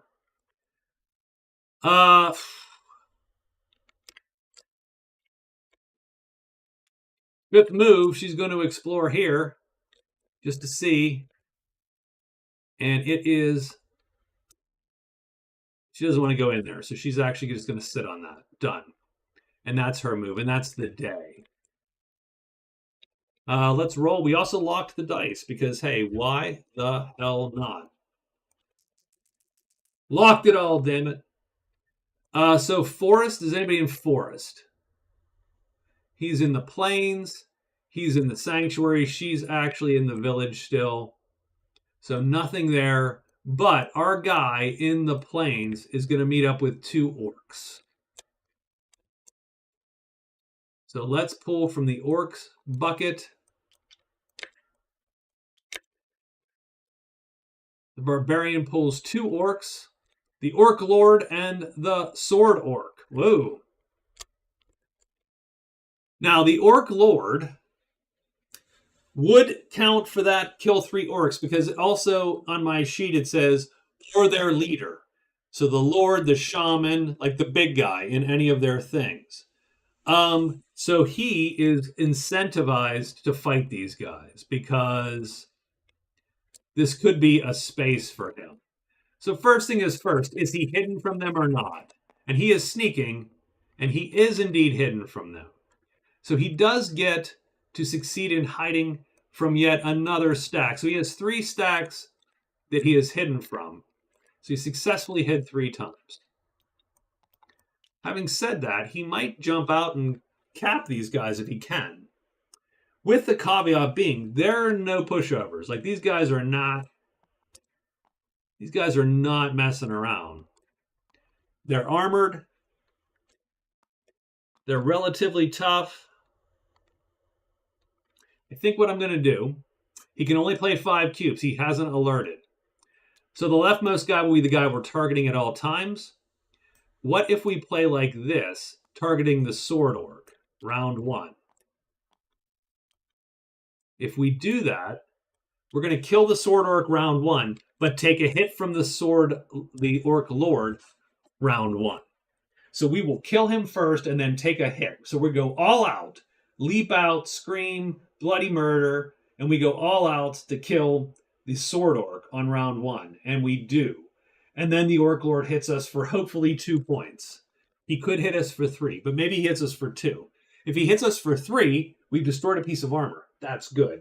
If he hits us for 2, we've damaged a piece of armor. That is not good. But whatever.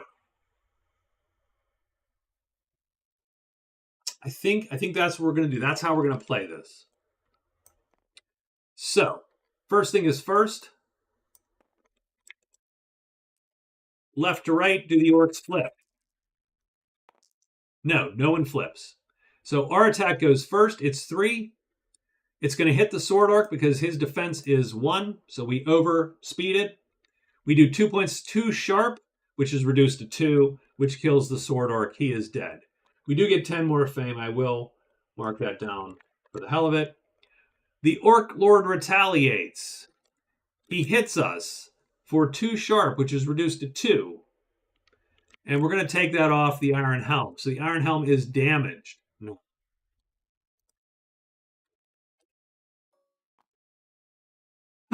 Okay, that's fine. Sucks a little bit. We wanted him to flip a little bit, but that's okay. What we're going to do is we're going to play If he flips, he's a 1. Oh, and we have to wound. So we'll take that and wound it because he did hit us. So what if I were to... So if he does that and I play one of these... If he flips, I auto hit him. But I don't necessarily... But I'm not... But he's going to hit me also.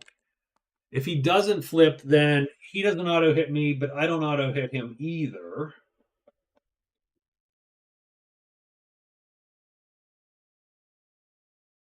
If I play all out, he will auto hit me, but I will have a good chance to hit him. I think it behooves me to just play all offense. The Barbarian just going for offense. If he hits me again, I'm going to break that helmet, and if I break the helmet, I will get the bingo space. He does flip, though. The problem with him flipping is very simple. Well, it's not the very... I'm going to go first because my attack is faster than his attack. I will auto hit him. Oh, wait, but I can't do enough damage. That's why I was going to... Darn it. Oh, well. That's bad, but okay. We're just going to have to live with it, I suppose. That was a miscalculation. So the reason I was going to switch to 2 is because I was going to play 3 and I would have killed him this round. Instead, I screwed up. I went 3, which is not, but I can only play 2 of these. Not enough to kill him. He's armored. So I will actually hit him. That is true. But I just do damage. And now he hits me back, and he does damage. He's going to do 3 points of damage. That's going to break the helmet this time, because he only did 2 last time. But 3 will destroy the helmet. Done. Helmet is gone. I will take another wound, which I will take actually this red cube this time, just to even that out. Done.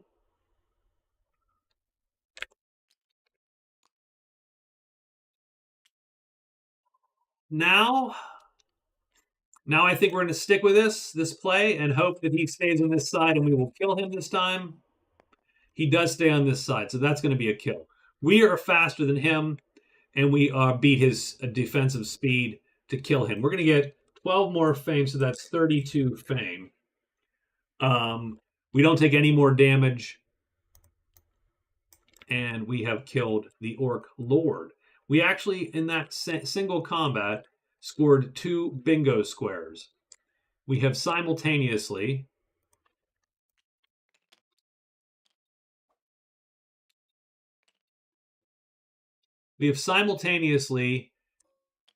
killed the Lizard Man, or the Orc leader, which counts to doing that. And we have gotten a piece of armor destroyed.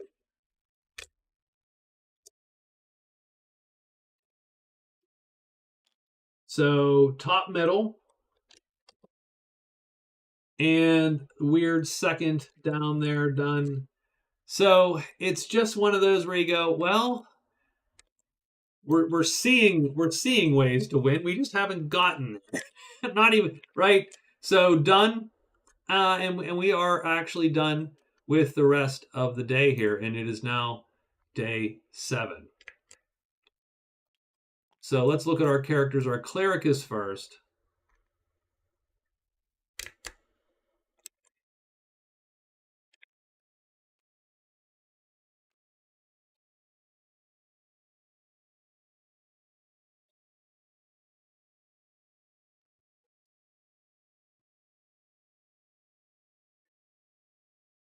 So, I mean, I think what we're going to have to do is, so the cleric is still going to try to get the damn forest tiles.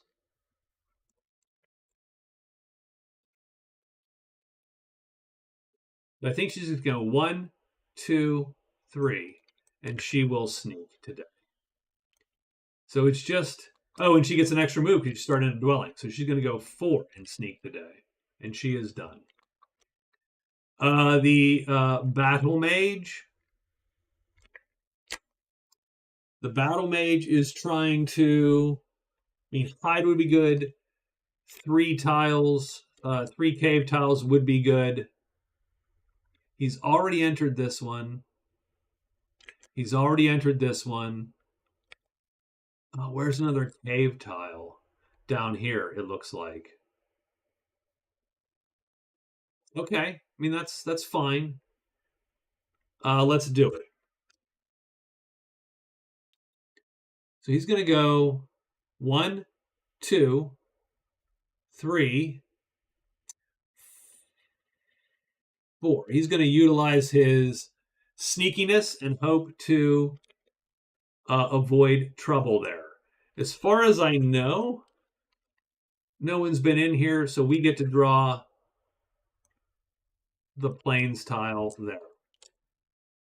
And it is the wrecked wagons in 1. So that's over here. And he is done. And now it is the barbarian. And the barbarian could use a rest, too. That is absolutely the case.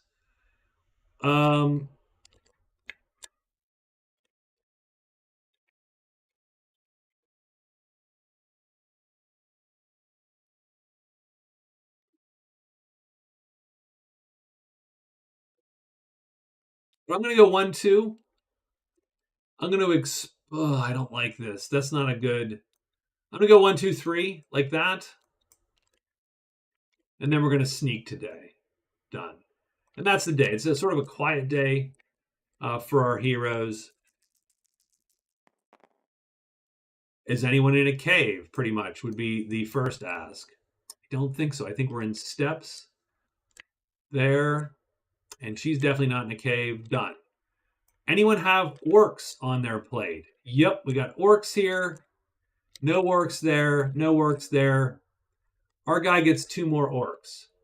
Now, he is absolutely not incented to fight these orcs because they are not going to score him any more of those. So, Barbarian is going to roll to hide. He does not. He is trapped by these orcs, and he is locked in combat with them. That's too bad, because if he'd have hidden, he'd have hid from 4 stacks, and that would be another spot for him. And he would be starting to fill up interesting spots there. As it stands, oof, this is not great. Not feeling as spiffy. Being forced into fights is not as fun as doing them when you have something to gain. So I think we're going to fight the champion first. We're going to fight him like this. And we're going to auto hit the champion and auto kill the champion. But we're going to take a shot from the bow orc. So we're going to sit on that shot from the bow orc. Let's see. Oh, he flips. That sucks a little bit. He does not flip. So we go 3. That's faster than his 2. That's going to hit and do 2 damage. And we kill the orc champion for 11 more fame. The bow orc gets a shot, and he's going to hit us for sure. Because he overspeeds us. He rolls the missile dice, and he does 4 sharp points of damage. Oh, holy crap. That's a lot of damage. He's going to destroy the shield and wound us.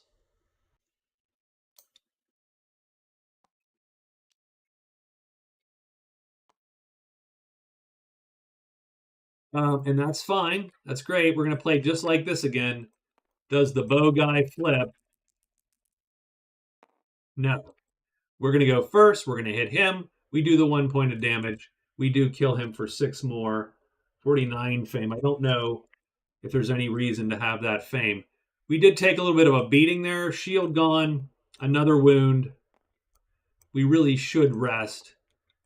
But we have killed a few more guys. Got stuck there. Done.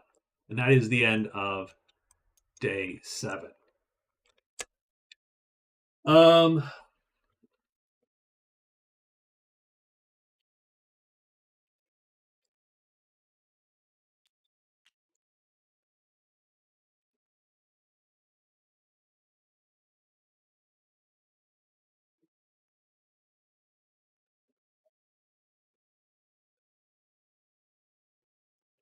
All right.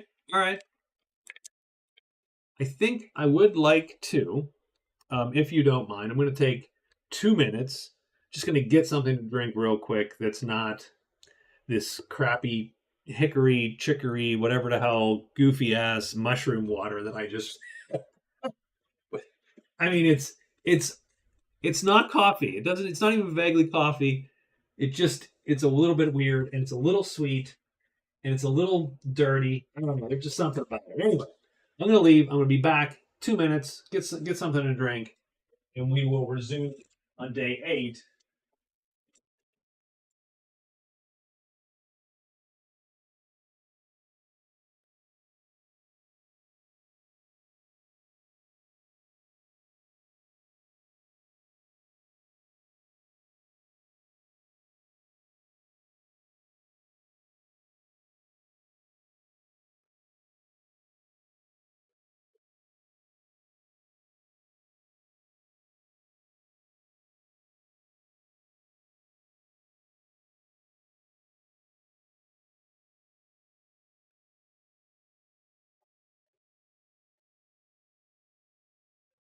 Oh, so we just got some sparkling water.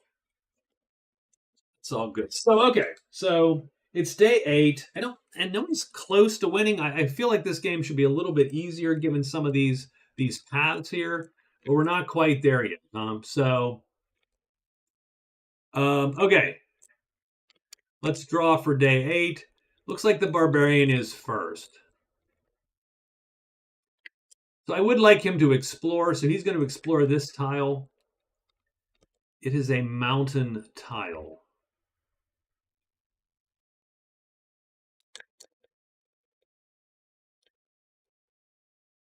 And I think that's maybe the best way to play it. That could be an okay way to play it.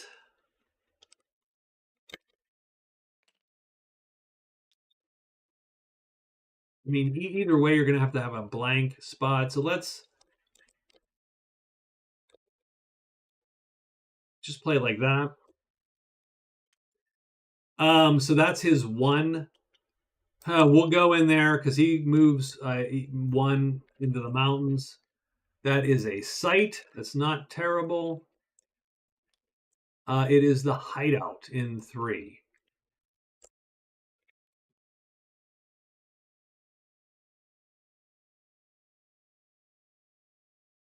He does need to rest, though. He is hurting a little bit.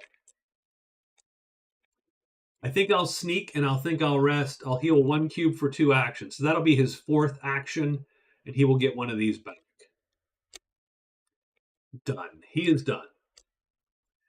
Second guy, the battle mage. So the battle mage I thought had the easiest path to victory, but he's actually almost done the least a little bit here, and I'm a little bummed for him. So let's get him moving again. He is trying to, and again, everything's freaking locked down because I accidentally locked it down. He is trying to get to another cave. So he's going to go 1, 2, 3, 4. Done. That's an easy one. He could also kill a serpent if he needed to.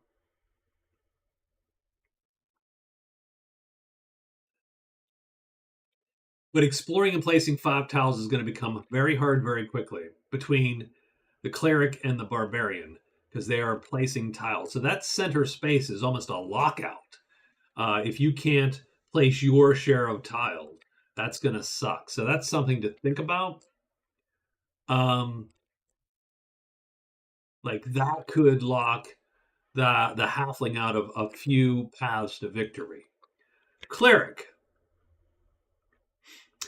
is making her way up. 1, 2, 3, 4.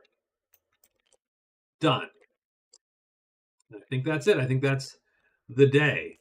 Let's roll for the barbarian. What we get now, it's caves and ancient adult dragons appear on, you guessed it, the damn barbarian. I mean, he is a barbarian, for crying out loud. Like you can't expect a barbarian to not have combat everywhere he goes. Is the barbarian hidden? He is He is. Now, he has hidden from multiple dudes. He has succeeded in hiding from 4 different stacks of creatures. So that gets him another success. And that success is going to be right there. And he explored and placed again. So I think that's another one that he gets. And oops, let's not, I don't like, he has 4 of these now. God, boy, I'm starting to hate that. So he has 4 of those, and he is done. So I don't think he's fighting these dragons, though. I don't think it actually helps him to fight these guys. There's only 2 of them, and that's fine. But he actually just needs to rest up a bit more than anything else. Oh, that would be good. So I think we are done with 8, and we're on to 9. Cleric is first, then Battle Mage.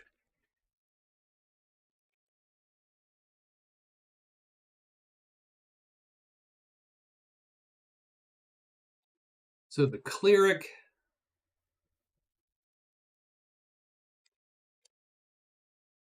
uh, 1, 2, 3, and then she'll have to probably, if she knows what's best for her, she will probably sneak, and so she does. Battle Mage, looking for a cave. 1, 2, 3, and he's going to use his halfling prowess to hopefully avoid getting caught there. So he enters his 3rd cave. That's going to cause this to flip. And that's good for him because that was his main thought of, hey, how am I going to win this game? Is go down this way. So that gets him a little closer. And he is done. I think this guy just goes 1 because he can move in the mountains more easily because he is a burly half-orc. So that's 1. Explore is 2. Now let's assuming he can place this.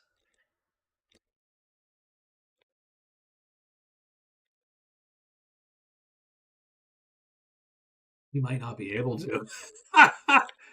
I don't think he can place this. I think this is one tile he cannot place, so that goes away. That was a failed explore, so that's 1, 2.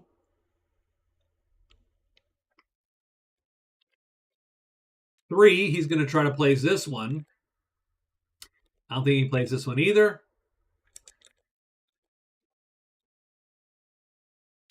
No. No.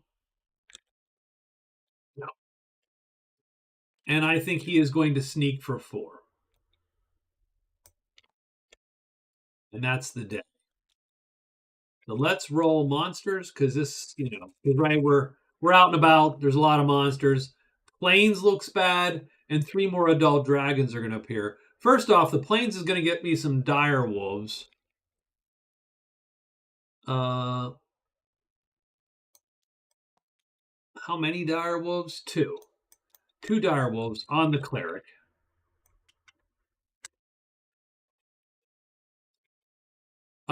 And 3 damn dragons.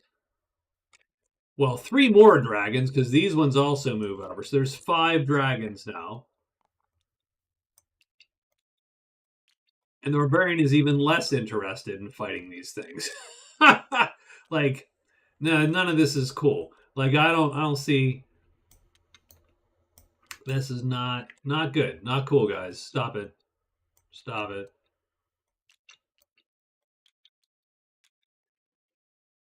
First, the barbarian, because this is rough on the barbarian. Like, is he able to? He is able to avoid combat. So, because he hid or snuck, I should say, he is able to avoid combat on 1 blank die. Same thing with the cleric. She has also snuck once. So is she hidden from the dire wolves, or does she fight the wolves? She is hidden. So she has a choice now. I keep locking shit. Like this, it's getting a little bit silly there. Does a dire wolf count for anything? Bats, trolls. Done. So I think he's going to let this sit for now.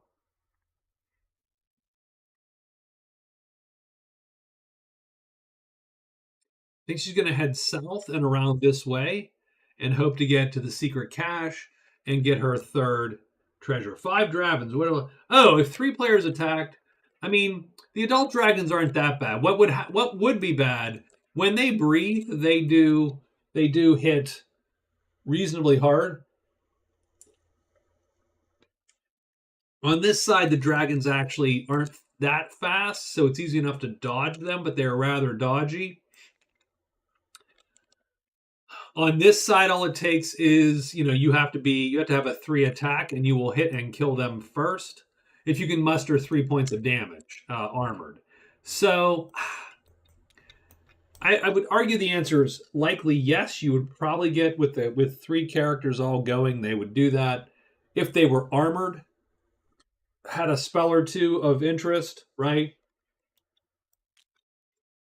The 1 on 5, I don't think I'm going for. I think he sits on that, and maybe tries to get out of dodge here in a minute because this is getting a little dicey for him. I did want to play 1 more tile because that gives him this space, and now he has 2 real good ways past the victory, and that would put him in the lead, I think. So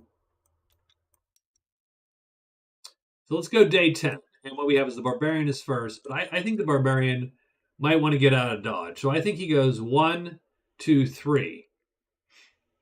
And I think he is going to sneak. And he really needs to get rested up too. Like I really need to get him that is important. The Forlorn Tunnel, I should have drawn a cave thing, so let me do that now. So and the halfling got an item.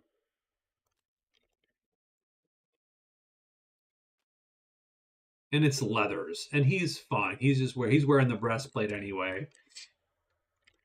So anyway, so his move. He only gets 3 moves.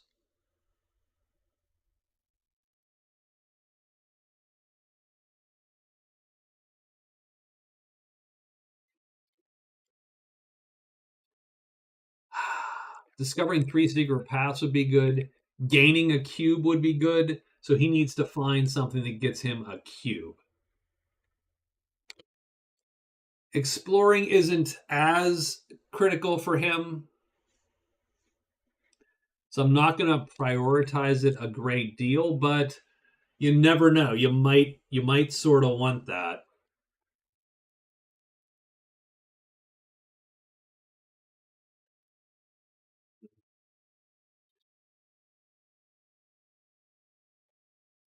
So what is the next thing to do? How much money do we have? $10.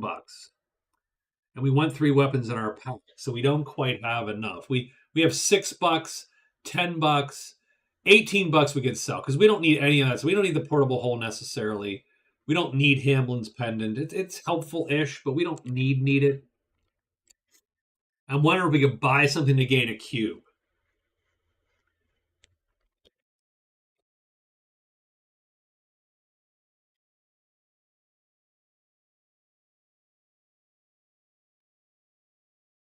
So how about if we go 1, 2, 3, 4 to the crone, and then we are done.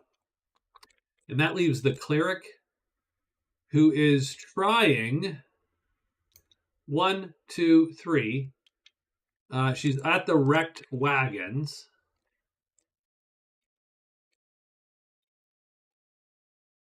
Where are the wrecked wagons? Here. 2 treasures, 20 gold, take when found. So she will 1, 2, 3. Does she search in hopes of? No, she's gonna hide. She's gonna sneak. She's got to keep safe for now. Oh, and she did succeed from different stacks. I'm sorry, that was bad on my part. So she has dodged the wolves for sure.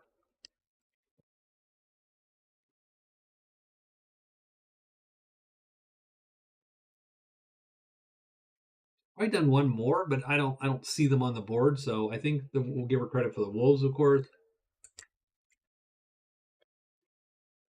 But she's gonna have to two more different stacks to get that one. It's not quite where she needs to be, but that's fine. She is done. That's the day. Now we're gonna see if the dragon, more things will come on our guy here. So mountains, no. Bones, no. No, and mountains, no. She's not in mountains. Bones, no. So nothing appears today, and we're on day 11. And it is the cleric first. I think she's going to search for the wagons. What the heck? Nope, no wagons. That's one. She'll search two, and she finds the wagon. That is 5 fame. It doesn't really matter for her, but that's fine. 18. And she gets 2 treasures and 20 gold. Soon as she finds the wagon. So she gets that, and now she gets 2 treasures. 1, 2. Well, I suppose I should have set it up, right, properly. But I don't know. Should I? Yeah, let me do this real quick. Hold on. Go back in the deck. Where is the wagon set up? Yeah, because I don't like this. This is silly. 20 gold. And she gets these 2 treasures. Done. Flips them. It's the Codex of Cognition. Reroll 1 learn die. And the Tome of Nature. When she reads it, she gets a green cube, spell cube permanently. So that's pretty good. She does get theoretically more fame for finding another treasure. And she will use this. No reason not to use this. She's already gained a cube, I think. But this makes it easier for her to learn a spell. Yeah, so she's going to use that right away. Done. And take her green cube. So she's actually sort of winning the good stuff battle, I think. And she is done for. So that was 2. She's going to go 3.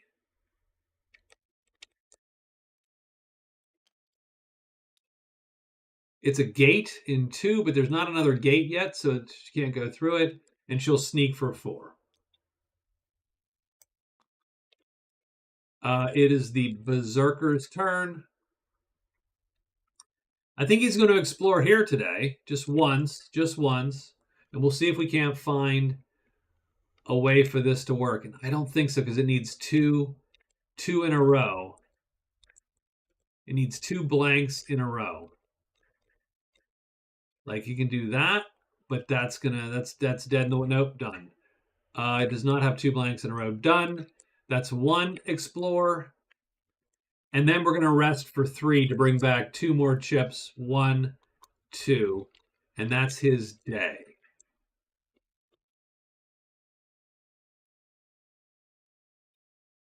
Maybe he should have sneaked. I don't know.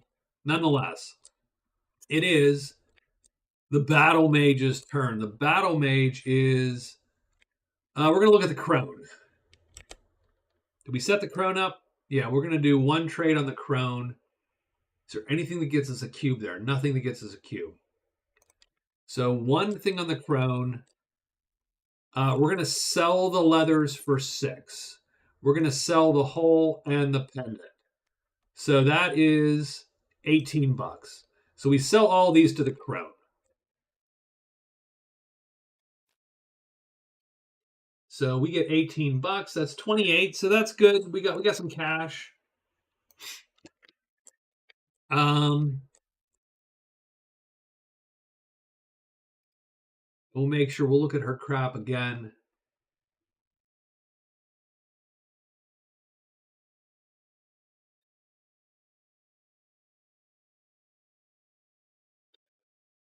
And if I am correct, I have 3 treasures worth 4 gold or less. Oh, darn it. So I shouldn't have sold.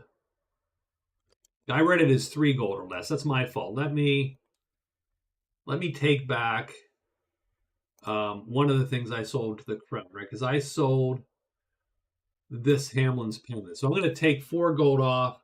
So he only has 24 gold. And what I'm going to do is I'm going to buy the Thief's Lucky Coin. So remember, it's $9 right now. The crone costs, it's $9, and we have to negotiate with the crone to get that down if we want to get it down.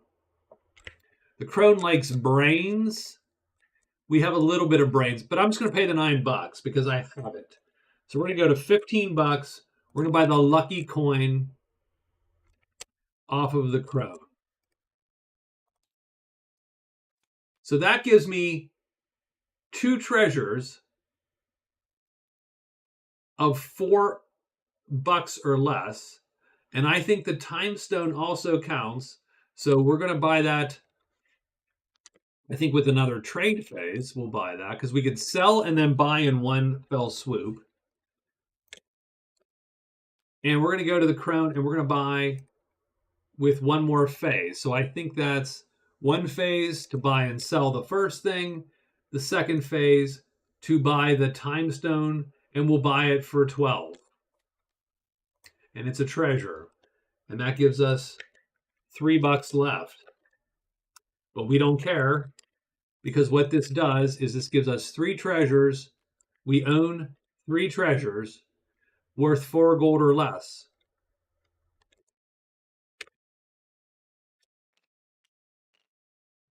And now that puts the halfling, I feel, in the lead because he's the only one with 3 lined up to go. Now, I don't care about any of these treasures. If I'm to be quite honest with you, none of these really matter to him. One-time use, you roll 1 die during this loot attempt. Yeah, sure.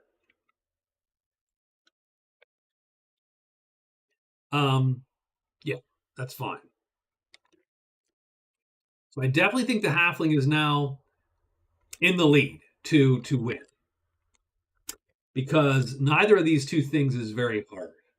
It's going to take a little while to discover 3 secret paths, and you do have to find a treasure to gain a cube, and he has no money left. Although once he marks the thing, if he wants to sell these, he could technically sell them.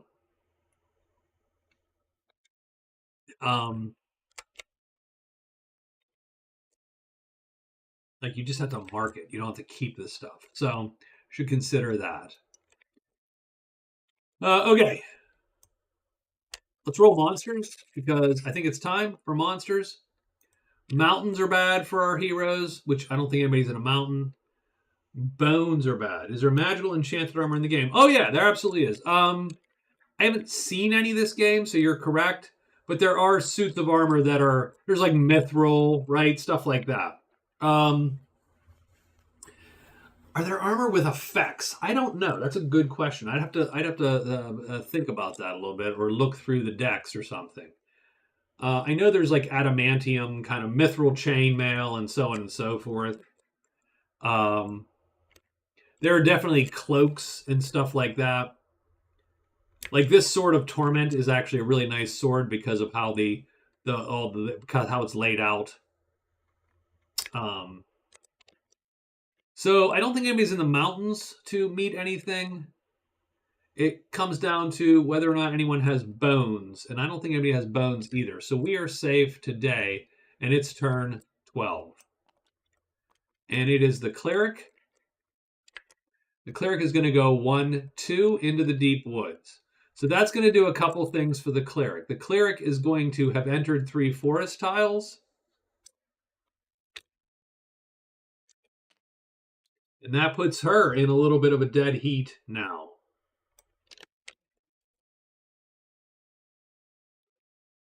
Right? So she goes 1, 2, and she's in here. The Deep Woods has been entered. She will search for the secret stash here. She does not find it. I think she is just going to sneak just to make sure she is safe. Yeah, Magic Realm has like the gold armors, so it has because Magic like the armors don't have much stats in most of these games. That's why you don't see fancy ones, right? Now you could just attach magical effects to them, like they do with some of these boots and stuff, but that's usually they have stuff like that, boots and so on, right? Like the boots are the things that give you the extra moves, or the boots are the things that make you stealthy, and the armor is just protection. So yeah, I get where you're coming from. Um, so she's gonna sneak and be done for the day. So our guy needs to get his last crap done. Gain a cube, discover some paths. So I think we're in a little bit of a race with the cleric to get that done. So he's going to go 1, 2. He's going to search for this path. Not going to find it. He's going to search again because he is also stealthy and he does find this path. So I will mark that for him. Oh, geez, I just copied a bunch of shit that I didn't want to copy.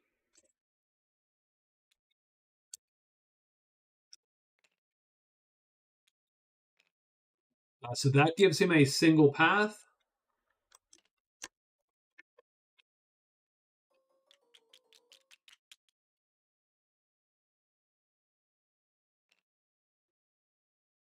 And there you go. He's on his way to his fourth thing. He did not sneak today. He is moving around and about. Poof. Not super jazzed for this guy right now. There's got to be, so we're gonna explore. There's gotta be one with two hex sides, but this isn't it. Gotta be one with two hex sides that don't require a thing. That's one. He'll explore twice.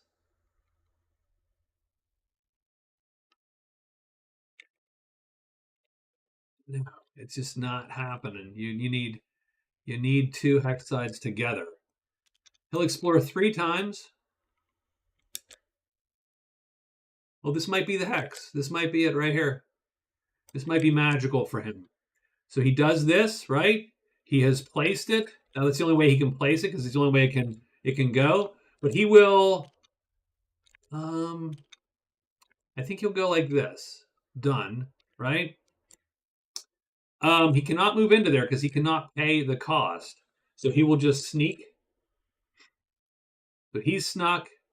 The cleric has snuck. The halfling has not snuck. He has explored and placed 5 tiles.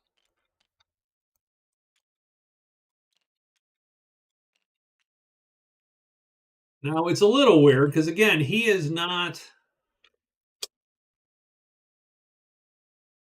I don't know that makes him any closer to. I mean, he is. Well, I should say he finds the altar and enters 3 cave tiles, and he's won the game too. Everybody has 3 in a row, so this is a reasonably close game. I would argue that the halfling is in the lead, the cleric is in second place, the I think the barbarian's in third place because, well, um, finding the catacombs and finding the altar are actually the same difficulty. You have to just find them. Obtaining a title depends on where you can get to. Entering 3 cave tiles again also depends on where you can get to.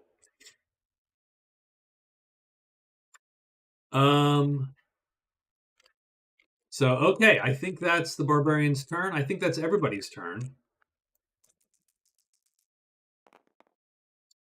And okay, so we have a couple things happening. First thing is that any monster that is on a tile with no hero is going to come off the board. So these bats go away. This is only a pain in the butt because everything's all the way over here, if that makes any sense. These 9,000 dragons go away. The giant spiders go. Geez, the giant. I need to lock this, but not these guys. The giant spiders go away. The spider. And the spider. The dire wolves. So a lot of monsters just disappear. Go back home.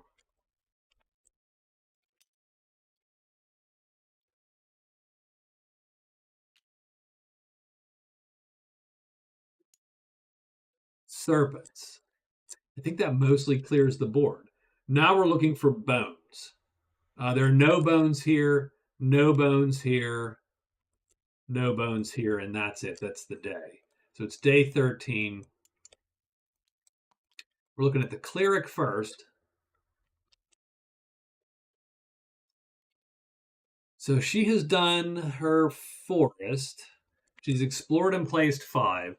She needs to find the catacomb. She needs to obtain a title. What's it? A good question. In the meantime, I think she's just going to search for this thing a couple turns. So first turn, she failed. Second turn, she's going to fail again. Third turn, she fails again. Ugh. Well, that sucks. I don't like that.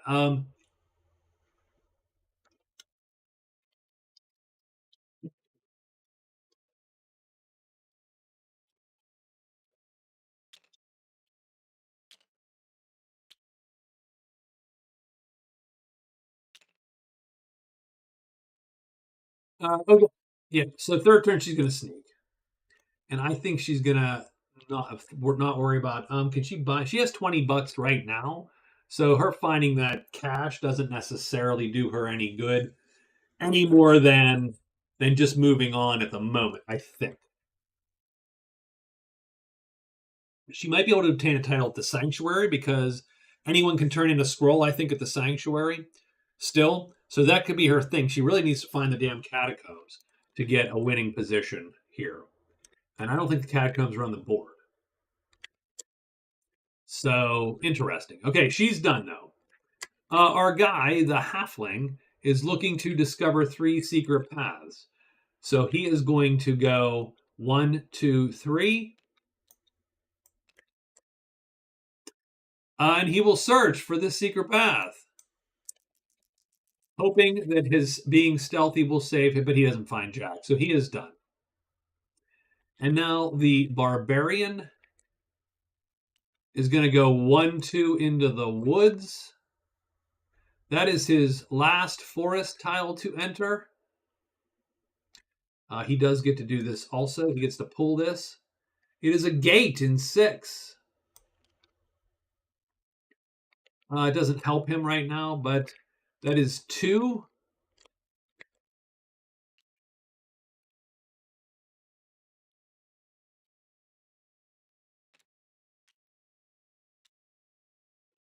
He's now now the barbarian has 2 possible winning plays here. He can go down. He's right with the cleric, but he also has find the altar and 3 cave tiles. So it's funny. It's probably what comes first. Do you find catacombs or do you find the altar first? That's going to be the limiting factor. If that one comes up, right? So he's 1, 2. He probably goes 3, and he probably sneaks again. And that is the day for all of our heroes. We're looking for caves. I don't think anyone's in a cave today. We're looking for orcs, but there might be orcs. And in fact, there are 3 orcs here, and that's it. So 3 orcs on the cleric.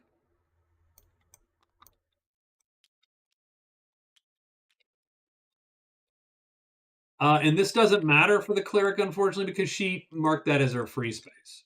So, womp womp. So I think she would rather hide if she could. I don't think she wants this to be a fight right now. So she's going to try to avoid this combat. Remember, she's sneaking. Oh, she does not get it. Womp womp. She is stuck. Oh, that's going to suck a little bit for her. I don't love this for her. She's got armor, so it's not like it's immediately dangerous. 2 sword orcs do suck, though. Like, she doesn't want to take hits from either of those. They will damage her chainmail and break at the second hit.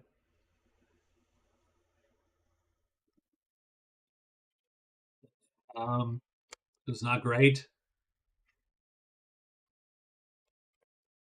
And getting a piece of armor destroyed is fine, but it's not on her main path to victory right now. So I don't think she's not relying on that in any way, shape, or form. Okay, but let's figure out what this fight looks like for her. She can kill any one of them in one hit. She has 3 cubes to play. No breaking of armor. I mean, she can, she wants to for sure. But yeah, so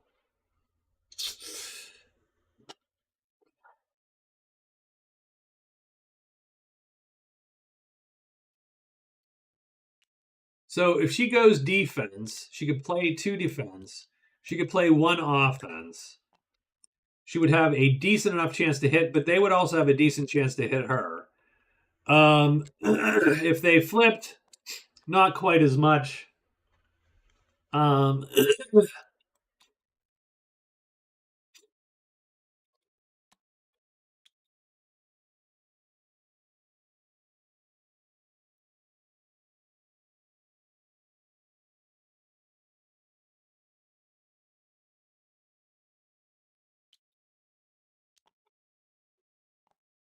not worried about this guy. I mean, I should be, but I'm not worried about this guy. It's these guys that stink.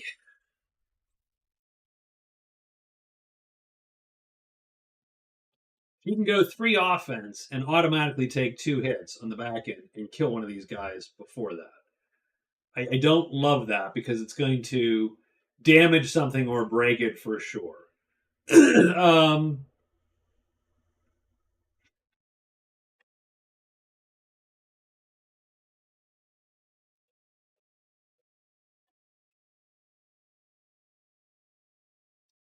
He has a lot of wounds to give because those white cubes she's not going to use this fight. She has that at least going for her.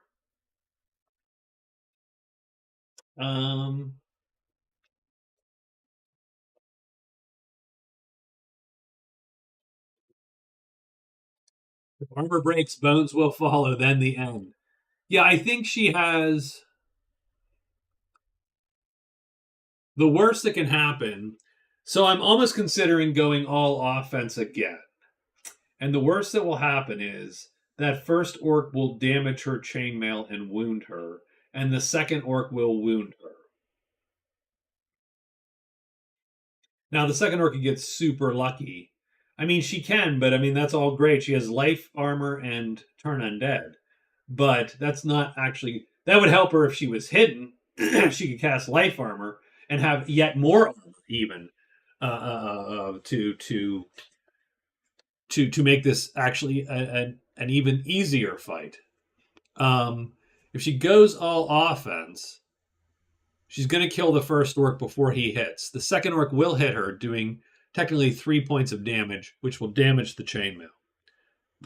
The bow orc hopefully just does 1 point of damage, and that will simply wound her. So she'll take 2 wounds, which will be 2 white cubes, or a green cube actually, and a white cube. Then she kills the second orc, and then the bow orc hits her again. Or she plays defense like this. She has a crappy chance to hit everybody, but they have a crappy chance to hit her, pretty much. And they attack first, except for the bow orc doesn't attack first. So, not great.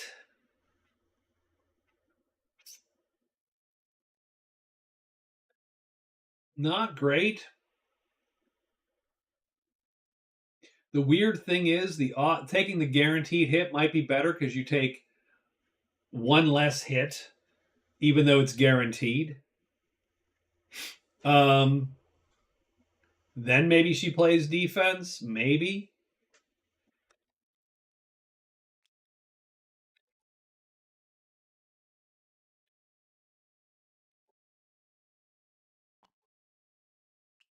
I say we go for it. I say she goes for it. I think that's strangely the safest thing to do. She's now hoping the second guy flips and the third guy doesn't flip, weirdly enough. So let's do the first two orcs to see if they flip. Neither of these guys flip. Does the bow orc flip?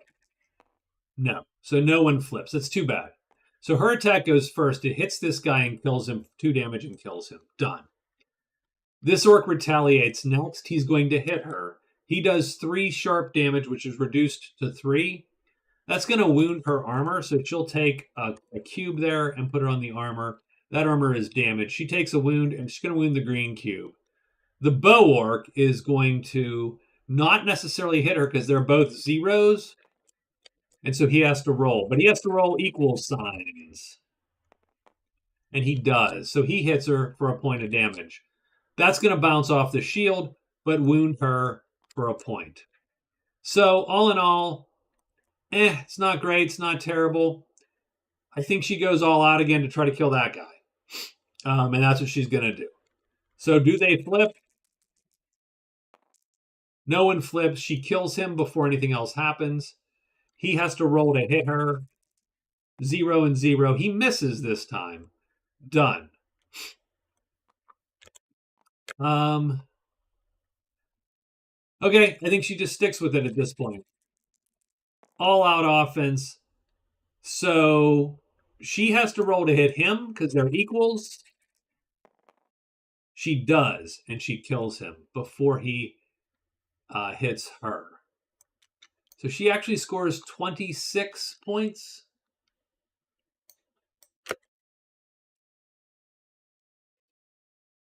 Which isn't terrible.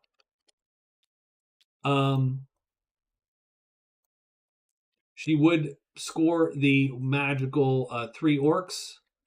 She did take 2 wounds. Her armor is damaged, so that is, right. She would score this, but she has already scored it.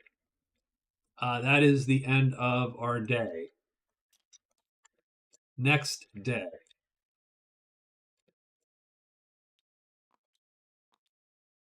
So the barbarian is first. It's catacombs and a title for him, right? Or altar and enter 3 caves.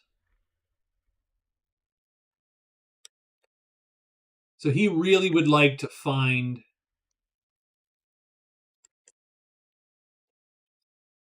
one of those 2 sites. So I think we're going to explore here.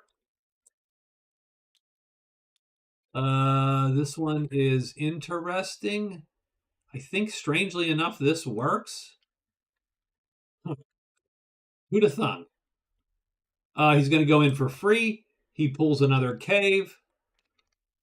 It's a gate in 3. Now, here's the thing. So that's a cave for him. So he's actually entered a cave. So that's sort of important just from the sense that at some point he has to enter 3 caves if he's going to do that other line. So that's 1 for him.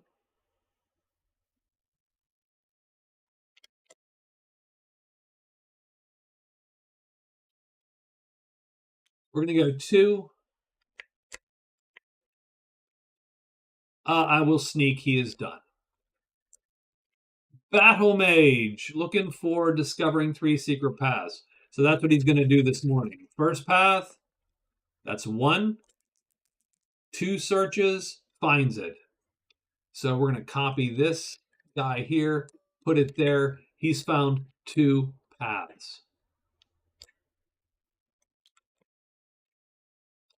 I think he's got this. Frankly, I think he has this. So anyway, that's second path. That's his second turn.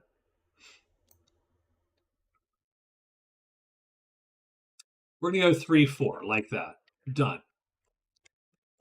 And it's the cleric's turn. So the cleric is looking to find the catacombs and or get a title at this point. So she is here. I don't love any of this as far as places for her to move. So I think what she's going to do is she's going to. So she's hurt also. I don't really like where she is, damage health or damage wise. We don't need these chips on Forrest anymore since we know that he's been on Forrest, but that's okay. But anyway, I think she's going to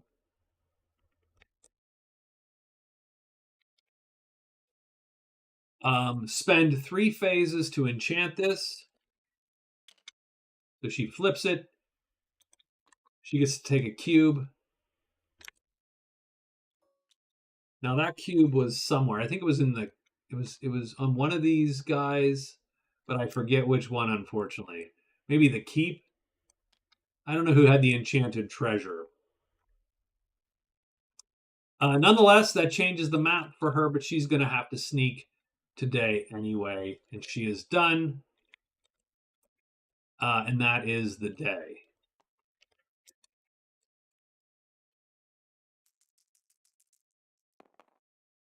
Mountains are bad, and bones are bad. Mountain. Nope. Bones. Yep. So we got a troll. So we're going to get 1 troll here. Where's a troll? So 1 troll is here. No trolls there. Owlbear over here. So we get another owlbear.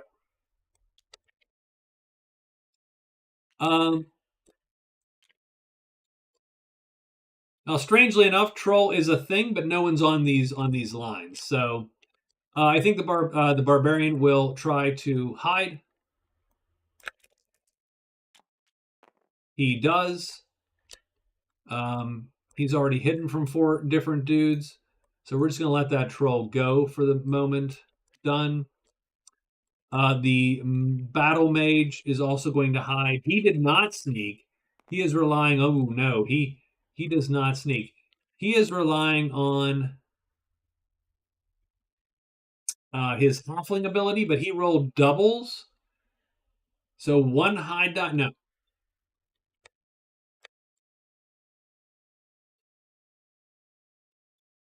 Unfortunately, he's stuck. He gets jumped by the owlbear. Now, what he's going to do is actually fairly simple. He's just going to run from the owlbear by playing 3 cubes. Done.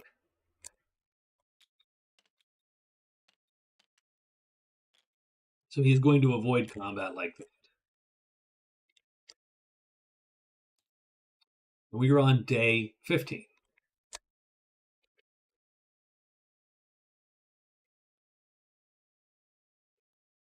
Okay. Well, let's see where we end up here. Ooh, just tossing his crap all over the place.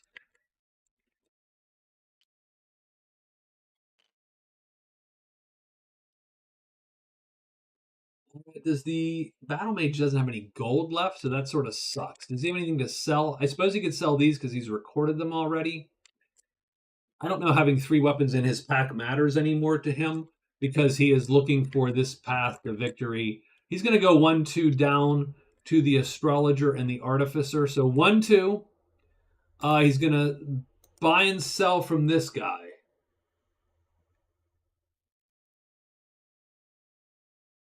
So we're going to sell everything first. So we're going to sell a spear and a mace for $9. We're going to sell these guys for 11. So all told, this is $20 of selling to the artificer. So that gives us $23. We are now going to buy from the artificer. And I'm going to try to buy the Ring of Truth for $36. Now, the artificer likes wise people. We are as wise as they're going to get. Knowledge, I suppose, what it is. So we need to roll a 3 or less to haggle. We get a 4, so that fails. So we are done there. He doesn't close the door, though. We have one more turn. We're going to do it again. So 3, so we get it down from 36 to 24 bucks, which is still too much. We'll haggle again. 4, we fail. So he is done for the day.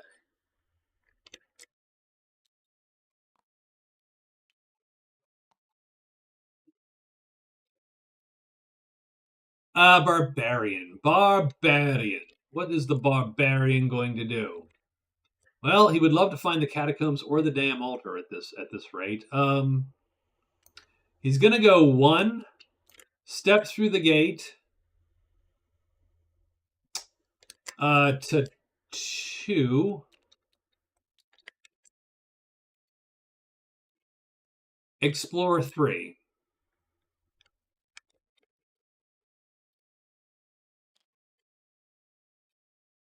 And go in for 3. There you go. Hoping for a sight. It's a gate. Womp womp.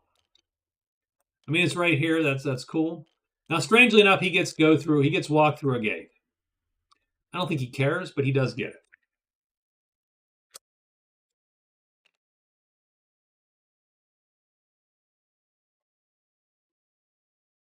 I mean, he definitely gets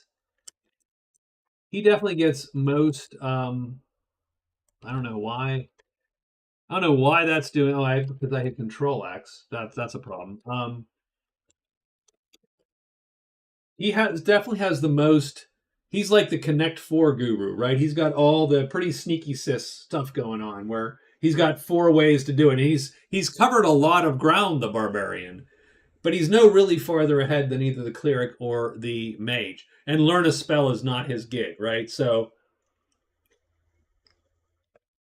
he is definitely not there. If he can learn a spell, he should just go find the damn monolith. And actually, he should probably go try to buy something to give him a spell. Oh, that's too bad, Victor. I'm sorry to hear that. Yeah, no, I mean, all good, man. All good. I don't know how exciting this one was. It's always interesting. I don't know if it was super filled with excitement. So he did 1, 2, he stepped over to here, and 3 here, and he is done for the day because that's all you get when you step when you're in a cave.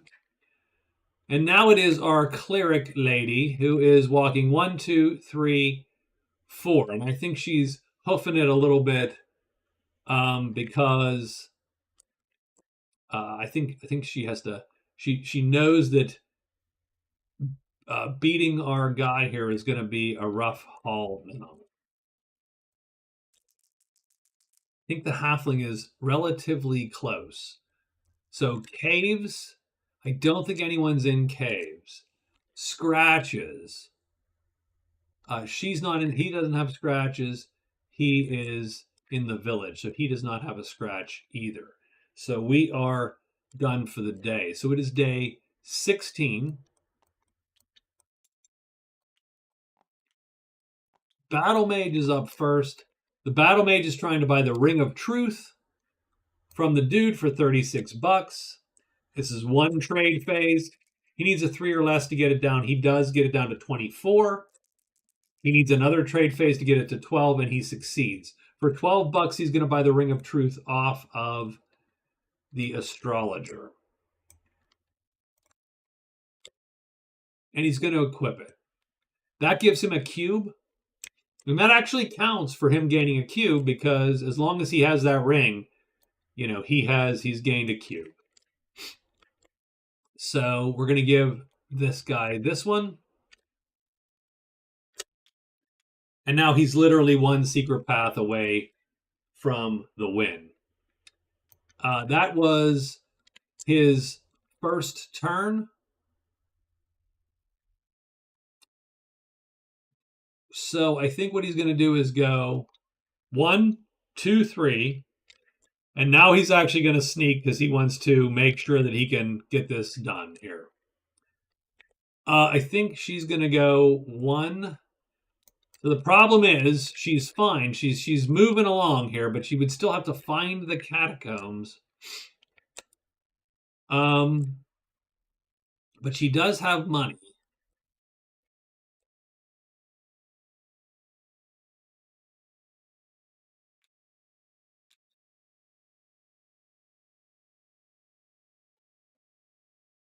So she could buy something, for instance, and turn it into the sanctuary. But I just don't think this is gonna work out for her. So I think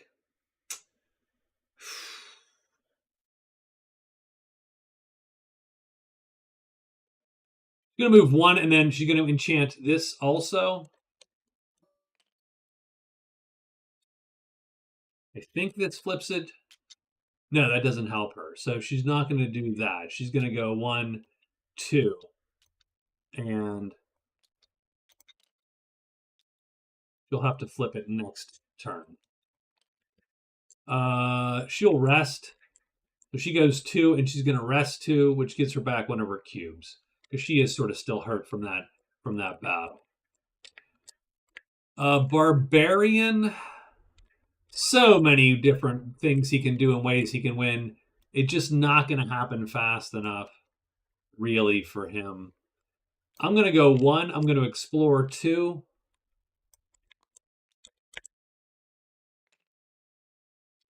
He's going to walk into there for the freebie for 2. He's going to draw this, hoping it's a sight. It is the Lost Battalion.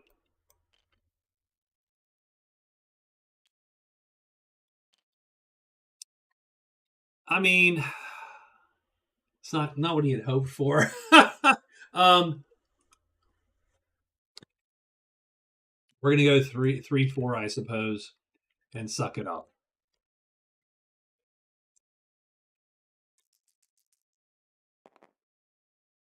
Caves no good. No one's in caves. Orcs no good.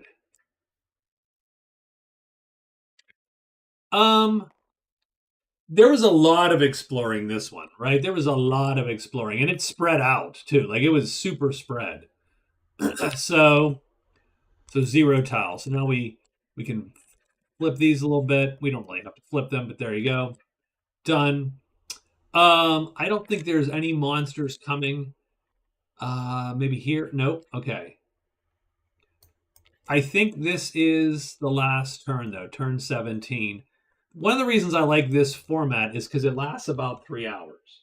That's the funny part. Like it actually works really well stream-wise because it lasts exactly the correct time. So she's going to go and flip the tile. That's going to take her 3 phases. Her last phase will be to walk to the sanctuary. She is done. It really comes down to, he goes 1, can he find this secret path today? 2, 3, and he's going to take the chance to win. 4, and he wins the game. He has found 3 secret paths. That's going to give him a bingo this way. And I didn't do his gain a cube. That was my fault. But his 3 paths done. And so he wins bingo on day 17. Like I said, not super. I was like, there was no moment there where it's like, ooh, that was really, really cool. Like a lot of these have had. This one was almost close, and then at some point, the Battle Mage, these were just easier objectives. Done. Like I enjoyed the fact that the Berserker, for instance, he had he had so many spaces filled up. He did all these things. I just couldn't quite line them up for him. And the main problem, the main thing is that a little bit of these find the X, catacomb, or luck based, right? They're just luck based. So either you get rid of them by taking your free space as one of those, or you get lucky and one of the other players finds it, or you find it, or whatever. Same thing with the kills. The kills are only as good as the monster shows up. Now, everyone technically should have taken that first column line to try to win. Simply because you can find the monolith, and then everything else I feel is fairly easy on there. I like have 3 treasures worth 4 gold or less because I think it's sort of fun to shop for things like that. Enter 3 cave tiles is reasonably easy on an explore board. But again, you might end up on a board where the cave tiles are super low in the stack. But discover 3 secret paths and gain a cube are usually fairly easy to do. I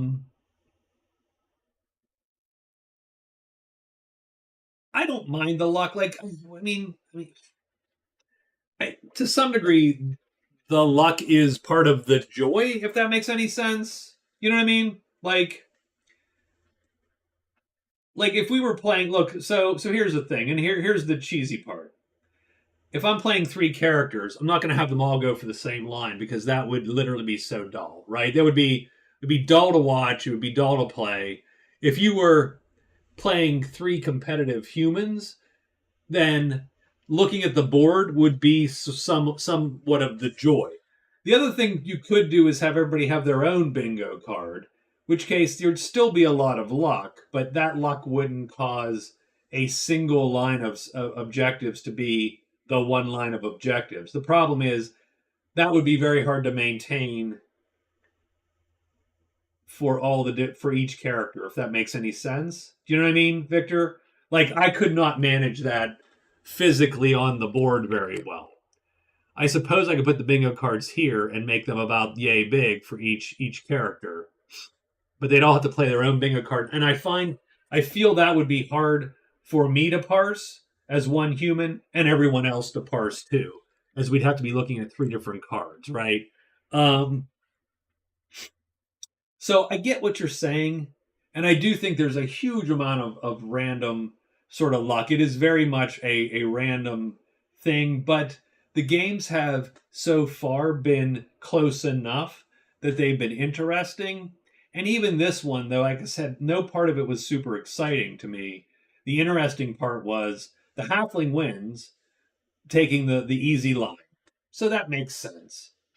The cleric did okay, but the berserker did great. The barbarian was like, he had so many things.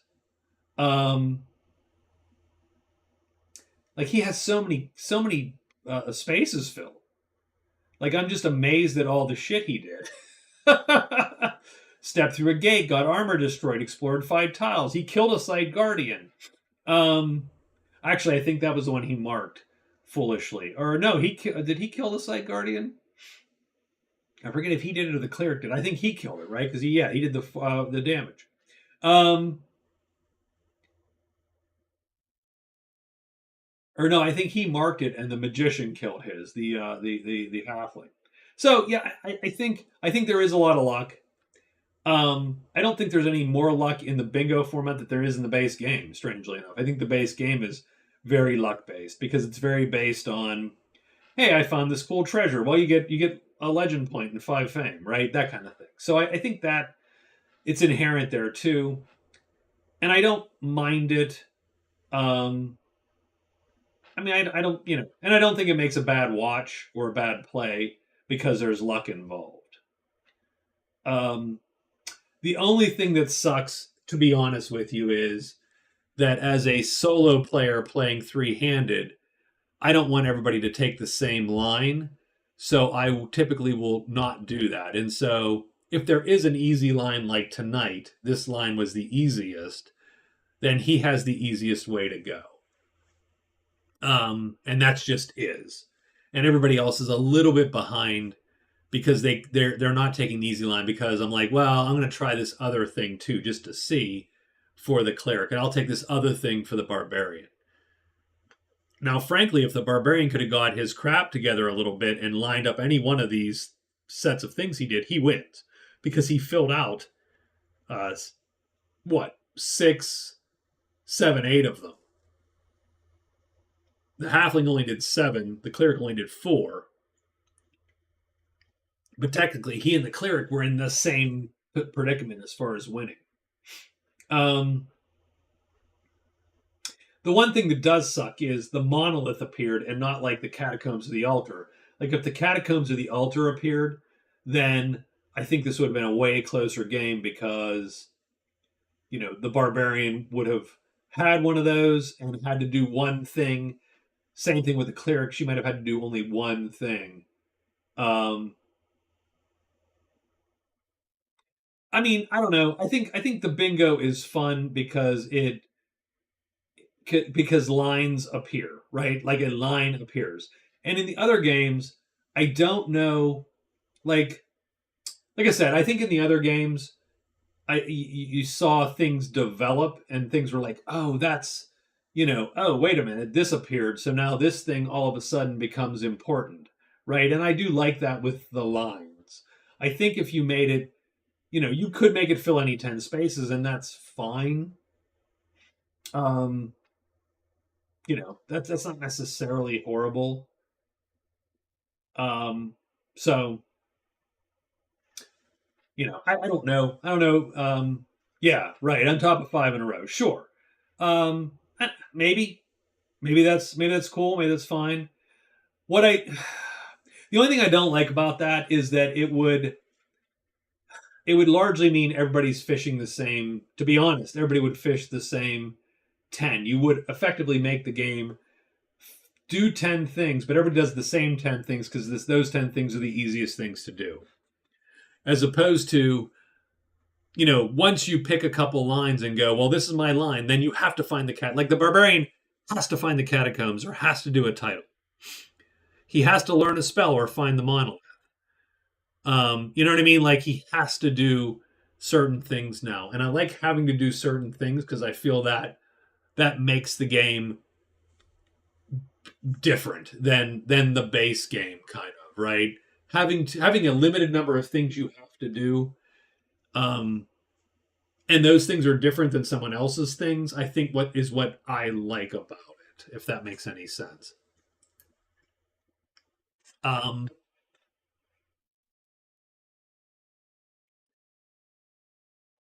I didn't even look. I didn't really count this one, the 3 swamp tiles. Like we should have done that one too, because some people had that also. I think the barbarian actually might have entered 3 swamp tiles. He entered 2 for sure, but I didn't even pay attention to that one. That's too bad. That's my fault. But I mean, my take is I sort of enjoy it. I like this a little bit better playing solo. I like this better than playing the base game only because I find it more interesting to do this than the base game. The base game to me, playing multi-handed is largely go to a place, find some stuff. Hey, I got some points. Go to the next place, find more stuff. Hey, I got some points. I killed a monster. Right? That's sort of the base game to me boils down to that. And this focuses me more on doing wacky stuff, right? Hey, you got to have three treasures worth 4 gold or less. Well, I better go shopping then because that's how I'm going to do that. Um, right? That's sort of where I'm. So you think getting the 10 easiest ones almost always going to be easier than getting a specific 5? I don't think it's always going to be, but I do think that on any of these boards, there are going to be possibly 10. So I think at some point, unless the board is easy, then yes, I think you would go 10. But that's not necessarily true, and I don't know that for sure. I think I'd have to putz with it a little bit.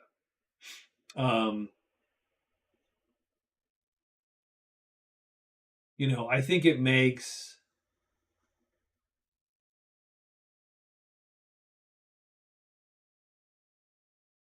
I think the ones that like learn a spell, gain a cube, um, I think once anything came on the board. Now, mind you, this game I don't know how many things came on the board that actually were findable, like the chamber, the catacombs, and the altar. I don't think were on the board ever. If they were, I think you would go to them and just try to mark them. So I don't know. It's a good. It might be. I don't know. 10's a lot, so right. So that's, but it's really only 9 because you're going to get a free space kind of anyway. Just like getting this is only 4. Like doing the line is only 4. I also don't know if it makes it more obvious to do something like take the middle space all the time as your free space, or at least a corner. Interesting. I'll have to think about that, Victor. I don't know for sure. Something to think about. Something to consider. In the meantime, it's only 11. Jeez. That's fine. That's good. All good. But yeah, no, thanks for hanging out. It was decent. Like I said, there was no moments in this one that I thought were super standout. But I do think every character sort of acquitted themselves pretty well. You have to consider it. Yeah, it's all good. Run it back. No, it's all good. Whatever. It doesn't matter. I mean, yes, it is a little bit of a it can be distracting if there's tons of questions. I don't mind answering questions, especially about the game, right? I mean, that's sort of one of the things this is for people to see the game and go, oh, this is pretty cool. What's going on here? Like, I mean, I don't mind. I like, I think it's nice to showcase this game. I think it's nice to showcase Magic Realm. I love both of those. Love both of them, and so I like to see them on the. Let's Magic Armors, huh? Okay, hold on. Let's see what we got here. Let's look at the deep treasures. So here you see Mithril Chainmail. There's a lot of capes. Here's Mithril Plate, but notice that none of those are really. You can't see Mithril Plate because of my head. Here, I'll take it, put it over here. So there's Mithril Plate. Here's Mithril Chain. I don't know that those are magic armor, sort of in our definition. Here's a helmet, for instance. Helmet of True Sight. So it's armor and the hero may reroll any number of dice once each search action. So it's like an extra search helmet. Oh, I'm good. I need to keep my job, Victor. So I think Cards Against Humanity is definitely not in the cards, so to speak. I don't think that's happening. Yeah, I think generally, Raven, I think I think the treasures for the armors are, nothing super special, right? They don't do much.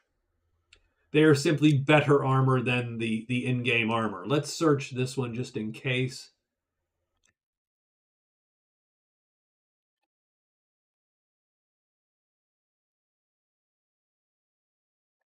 I think that sort of fits a little bit with Magic Realm a tiny bit, in the sense that in Magic Realm, the magic armors are simply better armors, and then the other items that you can get, the bracers and the boots and the gauntlets and so on, are all the magic things, right?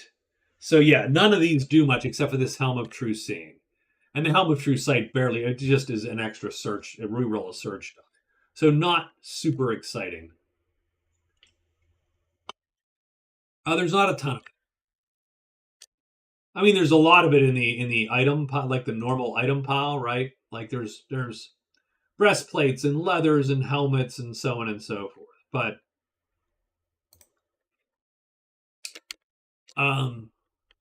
in some ways, it's some of the least interesting part of the game, and yet it's also some of the most important, because really what the armor says is no hit will kill you now, right? Any hit's just going to wound you, and that's great. That's great to know. The mithril plate, it's a defense 4. It literally takes 4 points of damage. A monster has to do 4 points to it to even damage it, and 5 to kill it. There aren't many monsters that do 4 points of damage or 5 points. So that armor, literally every hit is just 1 cube, 1 cube, 1 cube, 1 cube forever, pretty much. And so, like, you know, I'm not going to say some of these armors make you invincible, but they make you very hard to vince. Right? I mean, you know,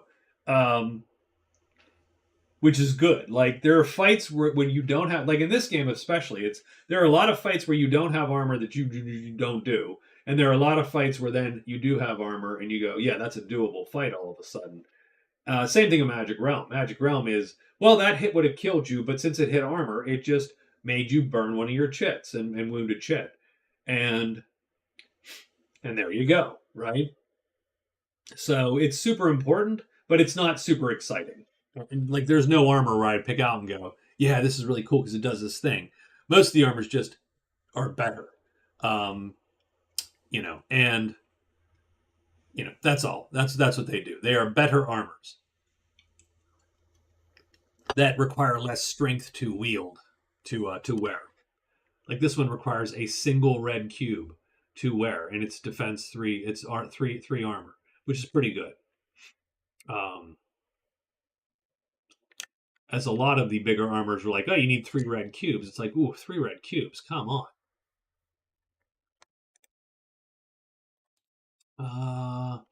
Chainmail requires 2 red cubes. Plate mail requires 3 red cubes. So if you don't have 3 red cubes on your character, you can't use them at all. So yeah, all good. So I think some Fallout next week. Biggest, hardest foe in the game? I mean, obviously, I think it's I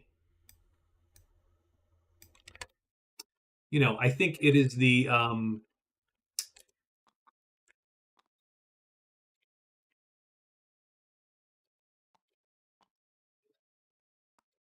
like, the Great Drake is fine. He's not trivial, and he does 4 points, 4-star, right? 4 sharp damage, but he's not super fast. The Great Worm, again, not super fast. That's pretty rough because that fireball at a speed 3 is going to hit a lot of dudes.